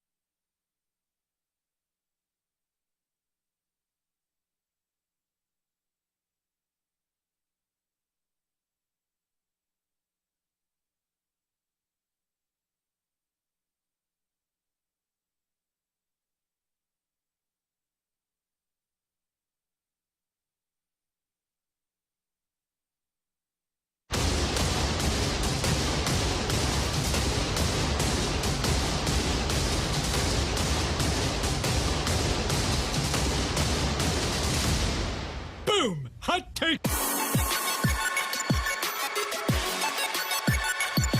Time to play Hot Take or Hot Garbage here in the Fast Lane on 101 ESPN. With Kerry Davis, I'm Anthony Stalter. Andrew Marsh has your hot takes or hot garbage via the Air Comfort Service text line, 314-399-9646. Kerry, be careful over there. Yeah, I was actually thinking about who played in the NFC Championship game last year. What? Couldn't remember. Man. See? You know it now, though. I do. I think. No, the Lions 49ers. There you go. Yeah. Took me a minute, though. Who did the Lions beat in the divisional round to punch their ticket? The Buccaneers. That's right. Mm-hmm. That was a total guess, but I was They beat sure. in the wild card round. Ooh, The Lions way too beat far. the Matthew Stafford-led Rams. There you go. And that wound up being a good game, too. Yep. See? That's back when they called it Super Wild Card Weekend. You notice they didn't call it that this year. It's a good idea. That's dumb. That was super weird. Yeah. What the hell is he doing? All right, we ready to go? We're ready. 417, hot take or hot garbage? The Super Bowl America wants and deserves is Washington versus Buffalo. Nah. Hot garbage. What? We've already seen Washington-Buffalo. How'd that work Like out? 30 plus years Not ago? great for Buffalo. I know, right? Huh? Yeah. Not great. Not great at all. Great for Doug Williams. Yeah. He wasn't the quarterback then, was he? I Sure guess he was. Yeah. No. What What would you rather see? Was he? Yeah. Oh, goodness. What would I rather see? Yeah. Washington, Kansas City. Okay. Mahomes versus Jaden Daniels. I said this the other day. I don't care what the matchup is as long as it's not Eagles-Chiefs. Like, I don't want to see that again. We've already seen that, yeah. Why do you not want to see the Eagles in the Super Bowl? I never said I didn't want to see the Eagles in the Super Bowl. I just don't want them to play the Chiefs. Now, if they took on the Bills, I would find that fascinating. I just don't want to see Eagles-Chiefs again. Okay, yeah. You know? Yeah. I don't need to see that. I'm not forcing it on you. So. Well, it really feels that way, Anthony. Sorry. Little Beehole says you disgust me, Tony. Mark Rippon was the quarterback when they beat the Bills. Was Doug Williams the quarterback when they... So when did Doug Williams win? They beat... Who did they beat that year? Beat the Broncos. Like that. Right. Feels a long time ago. Yeah, Doug Not Williams. that That's right. old. Yeah. So Mark Rippon was the quarterback. Yeah. Okay. All right. Brett Rippon's his nephew. There was one reason Boise State Broncos.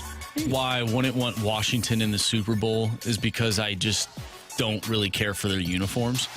I'm with you on And that. I like my Super Bowls to have a good uniform. He just did it. You just did it, Marsh. You just did it. Now the Commanders are going to win the Super Bowl because you said the same damn thing about the Ohio State Buckeyes when they took on the Tennessee Volunteers. You complained. You said they shouldn't even be in this game. Look at this uniform they got on. And they went out there and smoked the Volunteers. And now that's what just happened. You just did it, Mark. You did it on purpose, too. Be a damn shame if they won. God dog it. Marshy, you're better than this. I'm just saying, their uniforms stink. He's not wrong. They got little dots all over their numbers. Like, it looks dumb. Got a W on the side of the thing. Come on. I still get emails from the Washington Commanders for, alumni weekends. I actually am. An alumni. Yeah. Yeah. So, You only played for one of these teams. Yeah. But you're going against them. Carey's got a new team. I might have another team. He's got a new team. But you're not I going. do need an NFC team, actually. You got the Eagles. But now you're switching allegiances. Wow. Going I back can be to swayed. the Traitors. New episode tonight. There you go. It just happened. Right now. Maybe. No, you're not going against Saquon. There's no way. Nah, I'm not going against Saquon. You're right. Anyways, I hate their uniforms, but I love the team. So, it stinks, it really stinks. From the 314, hot take or hot garbage, one of Jordan Walker or Mason Wynn will win an MVP while in St. Louis. Mason Wynn or Jordan Walker? Yes. Hot take. Hot garbage. That's ridiculous. Really good players, not MVP. Didn't you hear what Oli said? Yeah, he said they're going to be great. Electric. Fast. Relentless. Yep. That's a quality team there. Mm-hmm. I hope Jordan Walker wins a Gold Glove just for you, Anthony. I hope he wins a Gold Glove and brings it up here and sits it right here on this dang on desk. Me too. You know? Me too. That's what I want. Yeah, I'm with you. I don't feel like you are. I would love to see that. Nah. Just because I don't think it'll happen. Okay. And I don't think he's an outfielder. It doesn't mean I don't want to see it. Carey, you know how many times I've started a segment or a show by saying, I got to eat crow on this one. You're honest. I give you that. I always, anytime I'm wrong about something, I am very open about that. I agree. So I have no issue saying I was wrong. You just don't think it's going to happen. No. No, I don't think it's going to happen. Yeah. All right. What else we got, Marsh? From the 573, hot take or hot garbage, despite Ben Johnson being the new head coach of the Chicago Bears, Caleb Williams will still fail. Yeah, because he's a Bear. That's how that works. Yeah. Oh, come on. It's again, remember I brought up the law? Yeah. There's different laws. Nothing against Caleb That's Williams. one of them. Hey, nothing against Caleb Williams. You have to fail if you're a Bear? Yeah. Yeah, it doesn't matter what position you are. Listen, I truly how much believe. time goes by. I truly believe there are teams. The only reason why they exist in the universe, in any sport, is to be stepping stones for other teams. Okay? And I happen to root for one. The only reason why the Falcons exist is for the Patriots to live in infamy for that 28-3. I get that. I accept it. It sucks. I'm not going to jump it around, House of Pain thing here for me. I'm going to disagree. But there's teams that exist. The Bears, Marsh, as a Vikings fan now, you only exist. Yeah. For teams like the Packers or, whoever. I'm going to disagree. Caleb Williams right now is number 22 on the Bears' all-time passing list. Kerry? He is it's not a high hurdle, and you know number 22, meaning maybe by next year he might be ahead of Rex Grossman. So isn't like a running back one of the top guys for all-time passing? That was receiving. That was Walter Payton. He's like third or fourth on the all-time receiving list for the Bears. And if it wasn't Walter Payton, we'd be highlighting the fact that a running back like Walter Payton, I mean, come on. Mr. Trubisky is fifth on this list. You be careful in how you speak about this organization. It is there is nothing. Bears fans know. It's nothing but up for here. Bears fans know. Caleb Williams. Now they're pissed at me right now because they're like, you don't know. They should be mad at their but they know. Not mad at me. And you're mad at your dad. Caleb Williams will be top 5 in passing yards for the Chicago Bears within by 3 years. I'm not going to push back on that. That's not a which high means he's living up to the name and what's expected of him. Okay, if you're like top 5 in the 49ers organization, I give it to you. But man, Anthony, the Bears, they passed up on Patrick Mahomes. Yes, they did. And they passed up on Jaden Daniels. Yes, they did. It's tough. It's a good team. Didn't they pass up on Josh Allen too? Maybe. Were they? Weren't they in the same draft? Who's that? Patrick and Josh.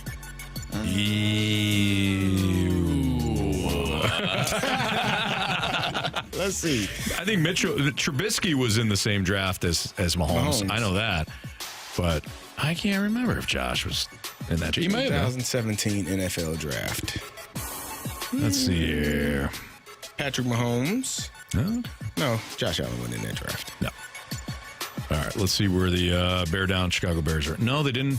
They drafted right after him. Roquan Smith. That was a good pick. That's a good pick. Yeah, that's a good traded pick. to Baltimore. That wasn't a good decision, but good pick. No, the Browns passed on Josh Allen. They took a quarterback. The New York Football Jets took Sam Darnold that year. Josh Allen, number 7. Mahomes was 10? Mahomes was 10. Yeah. Not in that draft. Not in that draft. Different draft. Yeah. Josh Rosen was number 10 in that Shaky draft. Bakey was number 1. And look who's number 2, huh? Saquon Barkley. Good player. Good player. Not for the Giants. Well, he was a good player for the Giants, but no longer with the Giants. Yeah. That top 8, not terrible that year. There's some guys in that draft. Yeah. All right. We done there, Marshy? Yes. Okay. Lamar was 32 that year. That was the draft. And the Steelers should have drafted him. Yes, they should have. Absolutely. I think every other team. A lot of teams should have drafted him. Yep. A lot of. The Vikings could have got him that year. Everybody. Man, they got Mike Hughes. Yeah, how'd that work out? Mike Hughes. Wow. He's with the Falcons now. Mike Hughes Gisoli. No, exactly. Come on. All right. We're going to do Bet the Board. Jamie gave us his pick. I don't even know. Did I win last night? I can't remember what I picked now. What did you pick? They picked a college basketball game. You had the Dogs. The Dogs win last night? We'll find out. Hold on here. They probably lost. No, they didn't lose, right? Let's see here. The Georgia Bulldogs. Oh, no, they lost by 3. Good. I didn't get mine either. Door's wide open. Son of a. All right, bet the board next on 101 ESPN.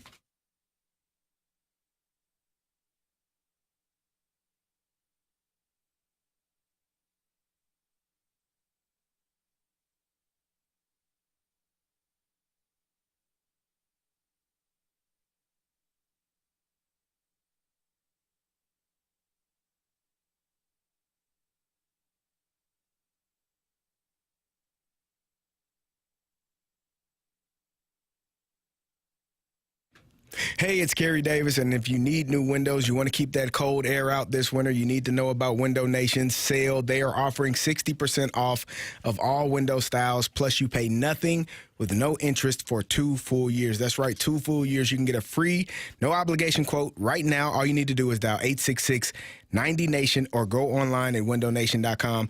They can get you that free quote, and they can get your window installed in 1 day or less. Window Nation windows come with a lifetime warranty. All they do is windows. They're experts. They installed over 200,000 windows just last year alone, 96% of those requiring no follow-up visits. Again, 96% of those windows installed require no follow-up service. 60% off of all window styles. That includes double hung, bays, bows, picture windows, everything you need, and 0 interest for 2 full years. All you need to do is reach out to them right now, 866-90-NATION, or go online at windownation.com.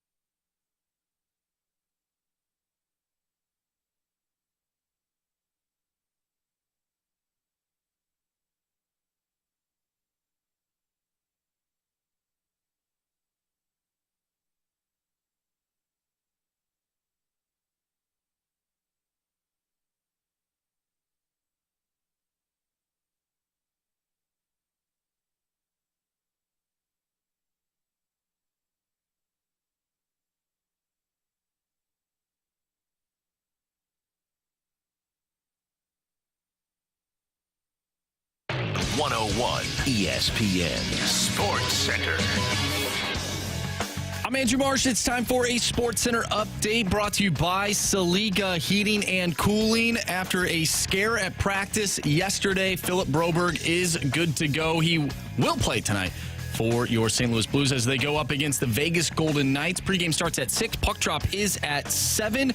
If you missed anything from today's show, including our interview with Chris Kerber, voice of the Blues, right here on the Blues Radio Network, make sure you go to 101ESPN.com or check out the free Dobbs Tire and Auto Center's 101 ESPN mobile app. Just head to the podcast page, and you'll find all of our interviews and full shows there. And it's all brought to you by the Schaefer Door Company. We have Bet the Board coming up next. I'm Andrew Marsh, and the Sports Center update is brought to you by Saliga Heating and Cooling, an independent American Standard heating and air conditioning dealer.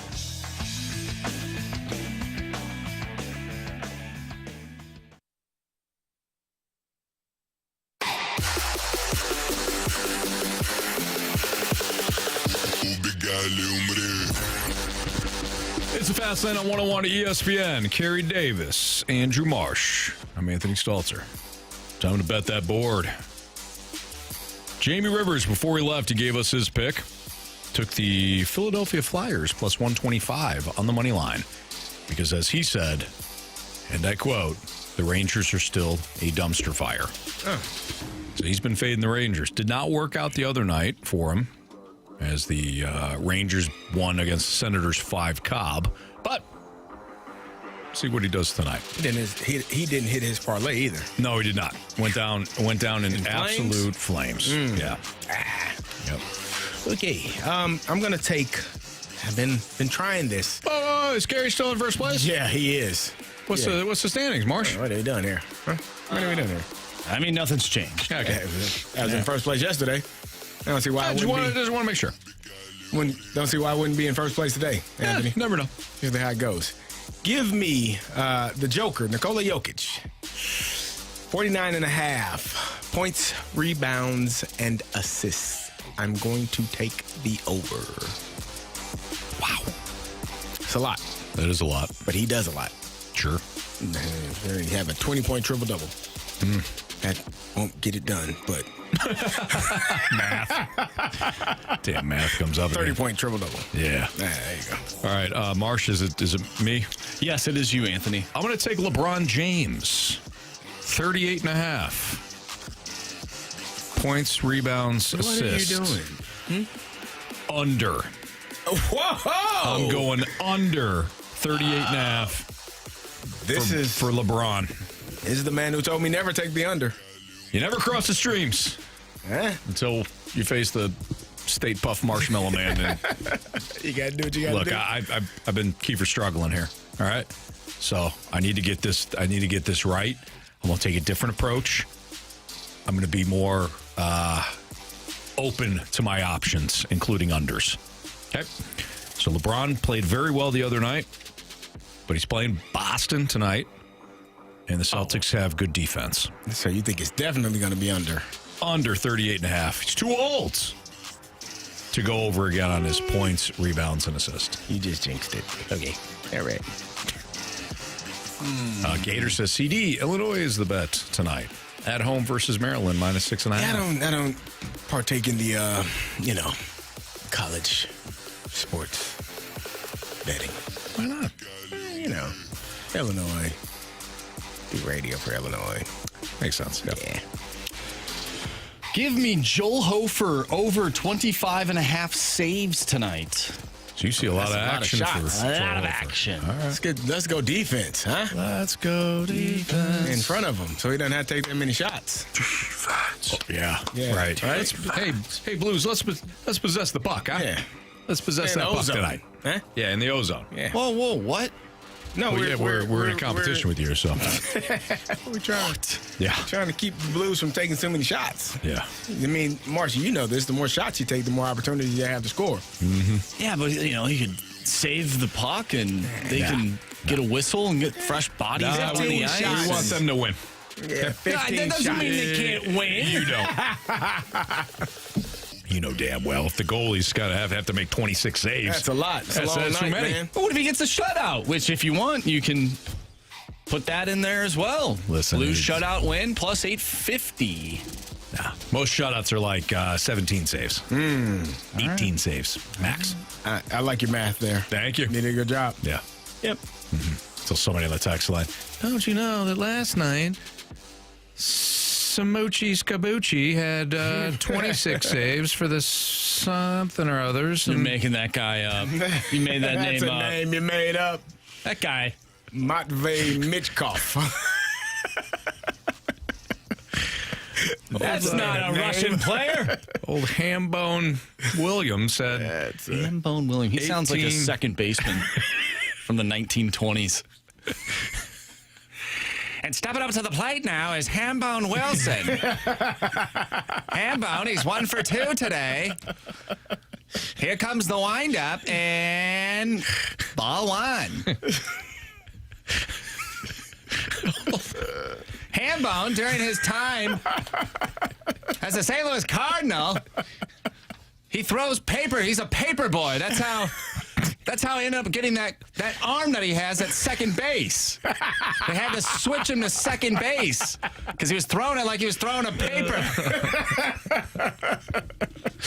I feel like all those guys are named like Piper. That's the star of the day. Piper Hambone. James. That is really good, Marsh. Nice job. Well done. Okay, we've got criticisms. We may have compliments. We also have what we learned and 3 stars of the day. Next on 101 ESPN.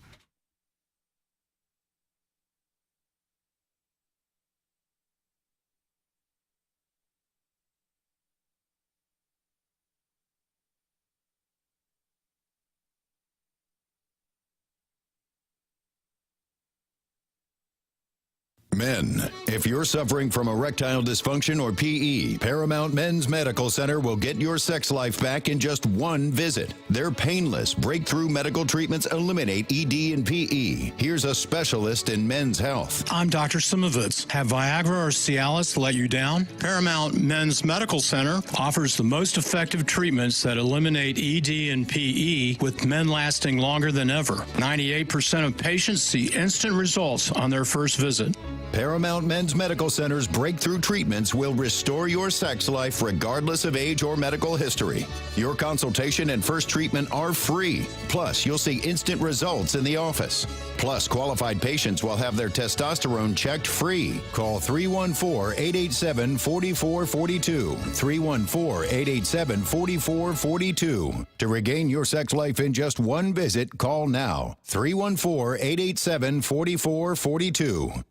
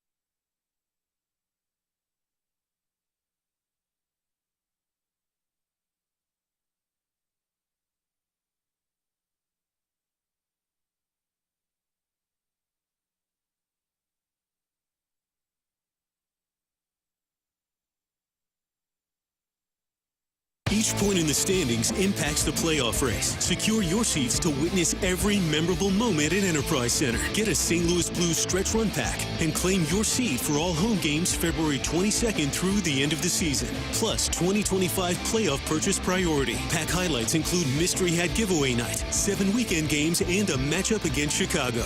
Get caught up in the hype when you purchase a stretch run pack at stlouisblues.com/tickets or by calling 314-622-BLUE.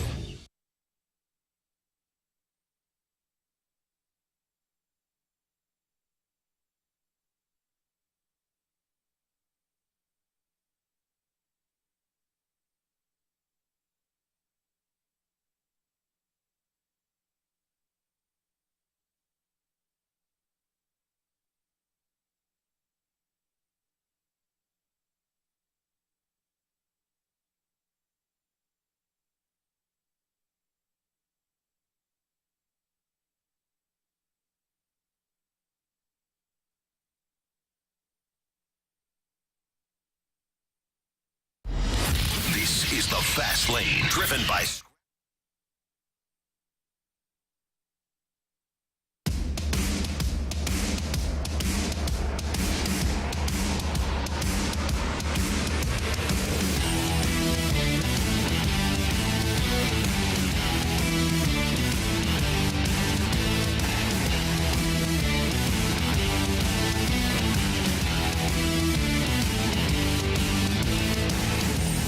It's Fastlane on 101 ESPN. Carey, go ahead. Hold on. Let me do this first. Let me do this because Carey. Yeah. If you missed anything from today's show, you can always download the podcast either at 101ESPN.com or the Dobbs Tire and Auto Center's 101 mobile app. Podcast always brought to you by Schaefer Door Company. Jeez. Now we have what we learned. What I learned was that I should have another point in Bet the Board. I had no idea until Carey Davis showed me, and it's somebody on the text line told Carey, like, yeah, you guys don't want to know how the Georgia game ended. I had no idea. I didn't even know the score. I didn't know. We looked it up. I'm like, I didn't get a point last night. Well, but why didn't I get a point, Carey? Well, they lost by 3, and so late in the game, 1.8 seconds left on the clock. Georgia is down by 1. Arkansas is up by 1. You had the Georgia Bulldogs 1.5, meaning if they lost by 1, you still win. Sure. I get a point. You get a point. The Arkansas player misses the free throw with 1.8 seconds left. He grabs the rebound and then lays it up to win by 3. And the entire team celebrates with him like he just hit the game-winning basket. Again, they were already up. They were already winning. They're already winning by a point. He could have dribbled out. He could have dribbled it out. He could have threw it out. He could have threw it out. He could have thrown it to a teammate. Kicked it to a teammate. He laid it right back up. And the entire team and the sideline celebrated like they just won a championship. So they either knew what he needed or they didn't realize what the score was, and they thought he won it that way. That was intriguing. Wow. I'm sorry. I saw it. I figured you had to see it as well. That's insane. Yeah. What I learned today is the Cardinals will make history again because I was told that. By They're going to do Oli. it. Yeah, Oli told you. They're going to be relentless. Mm-hmm. They're going to be electric. They're going to play fast. I kind of feel like it sounds like Nolan Richardson in 40 Minutes of Hell when you're talking about Arkansas Razorbacks. Wait, what is he doing? I think they're going to be... Georgia. Oh, no. Don't score. Don't lay it back up. Oh, no. Yeah, good job. Wow. We're all good now. That guy's not going to call us anymore. That's unbelievable. That was bad. All right. Yeah. Cardinals are going to be relentless this year. Cardinals got to be relentless. Cardinals going to make history again. Yeah. All right, Marshy. I learned that, there are some... It doesn't matter what sport you play or what sport you might manage, but when you go and support the other team down the street, and when you drive to Chicago or fly to Chicago to go watch that team play in the Winter Classic. Yeah, right? Like, that's what I learned, Anthony. You said that Oli Marmol was speaking at the Winter Classic. Yeah. And he probably spoke at the Winter warm-up, too. the Winter both. Classic. Yeah, totally. I really appreciate him going and supporting. Busy the Blues. man. Yeah, totally meant winter warm-up. Oh, okay. Yeah. But again, we don't who knows? know. We don't know. He was probably at the Winter There's Classic. a lot of people there. Yeah. Absolutely. The guy huge said hockey the clearance fan. camp was on its way, and Jamie said he fell on his face after that. Yeah. I've already been asking around town, seeing how much ice is worth. Mm-hmm. We might be. You can just freeze might water. be It's getting free. that. Well, no, Kerry, this has got to be legit. Good call. This has got to be legit. We got to be in an ice rink. Yeah, we're not doing any shinny hockey around here. Okay. All right? This clear camp's happening. We're getting it off the ground. Yeah. And Jamie, with all his pretentious BS, Can't stop can it. shove it. Can't stop it. Not invited. We're not exactly. Yeah. He didn't want to be a part of it. No. He's made it clear. He's made a mockery of the clear camp. Fine. Yeah. You stay at home while history is actually made. Yes. And not again. Yeah, It's the just first history time. for the first time. Yeah. Which I'm pretty sure that's just how it goes. but- Usually. Yeah. Okay. But okay. All right. Yeah. What do we All right, got for I'm criticisms and compliments? Okay, so we get one from Grant Francis Fan Club. This one's interesting. Best way to take in a Blues game is listening on 101 ESPN. Absolutely. Great producer. No. That'd be Grant Francis. Yeah. Plus, I don't want to have to hear that clown color analyst from the TV broadcast. Yeah, that's a criticism. Wow. That was a crap compliment. sandwich. That That was a forceful crap sandwich. Yeah. I don't think he meant it. You guys like Jamie?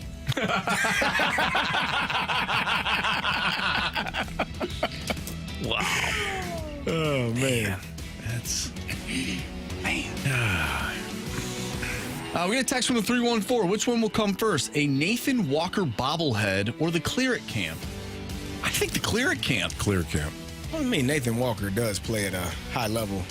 He's a fan favorite. But the way you guys were talking, I feel like the Clear It Camp is coming to a hockey rink near you. Yeah. Pretty soon. Do you know why Marsh is going to get the clear camp off the ground? too. Do you know why this guy is going to put it all together? Because legends never die. Damn, I thought you were going to say something different. Like, this guy's determined. You know, he really wants to make this Smart, happen. creative. But what you just said, I mean, that's the biggest compliment of all. Oh, you got it, Marsh. All time. You know what? I mean it. Every stinking word I mean. Good guy. Yeah. All right. What else we got? Okay, we have our 3 stars of the day. You ready for these 3 stars? I am ready. This one was tough. I had a few different ones that were in the chamber. But I think our 3rd star of the day is going to go out to Riddick. Yeah, Riddick. Oh, Lewis Riddick, the quarterback. No, Lewis not Riddick, that guy. he does cause the games. And he played safety for the Falcons. Yeah, and you mentioned that he could probably play quarterback. No, I meant Riddick. Riddick Bowe, the no. boxer. Okay, What's his full name? Lewis Vin Riddick. Diesel Riddick. No, it's not Vin Diesel Riddick. I don't know his name. Riddick Bowe. No. Great, very, very good. Riddick boxer. The Mimic. First Riddick, not bad. Which is actually, I don't even think it's called a Riddick. I've never seen it. Pitch Black, it's called. Second one. Maybe his name was just Riddick. No, I don't think he's got a full name. Yeah, maybe not. I'm looking at it now. Just Riddick. It's like Madonna. There you go. It's one name. But yeah, I'm with you. Oh, wait, no. Richard B. Riddick. Nah, that's not as cool. That is not as cool. Old Dick Riddick. That's what his friends call him. For short. Oh, Richard. Oh man. Oh man. Okay. Well, that's gotta be more than the 3rd star. Should have got his name earlier. I didn't know. I thought he was a one-name guy. All right, but our 2nd star of the day is going to go out to Hambone Williams. Yeah, buddy. Old Hambone at the plate. Old Hambone. My wife, Kristen, was listening. She goes, "Is that you?" That was Marsh. She loved it. She thought it was funny. 1st star of the day goes out to Jim. Oh, yeah. Yeah, Jim. Yeah. Some people work with him. Some people have him at their job. Yeah. Do we think of Jim? No. We had a James, Frick James, in the snake pit. Yeah, but we don't have a Jim here. I don't know. I just check your email. There's going to be a Jim waiting on us when we get to work tomorrow. Yeah. Like, you guys don't, nobody knows me, huh? Really? Yeah. Like, sorry. Really, guys? We've only known each other for 15 years.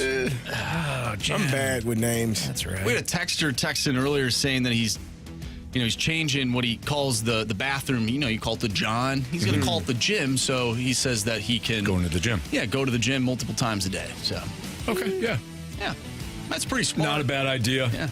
Yeah. Mentally good. Physically, though, I still think you should probably get to a real gym at some point, whether it's home or otherwise. Yeah, let's take care of ourselves, guys. Yeah. All righty, that'll do it for us. We got Blues hockey right now. Blues Golden Knights pregame starting in about 5 minutes or so. And then, of course, we got the puck drop at 7. For Jamie Rivers, Andrew Marsh, Carey Davis, and Anthony Stalter. See ya.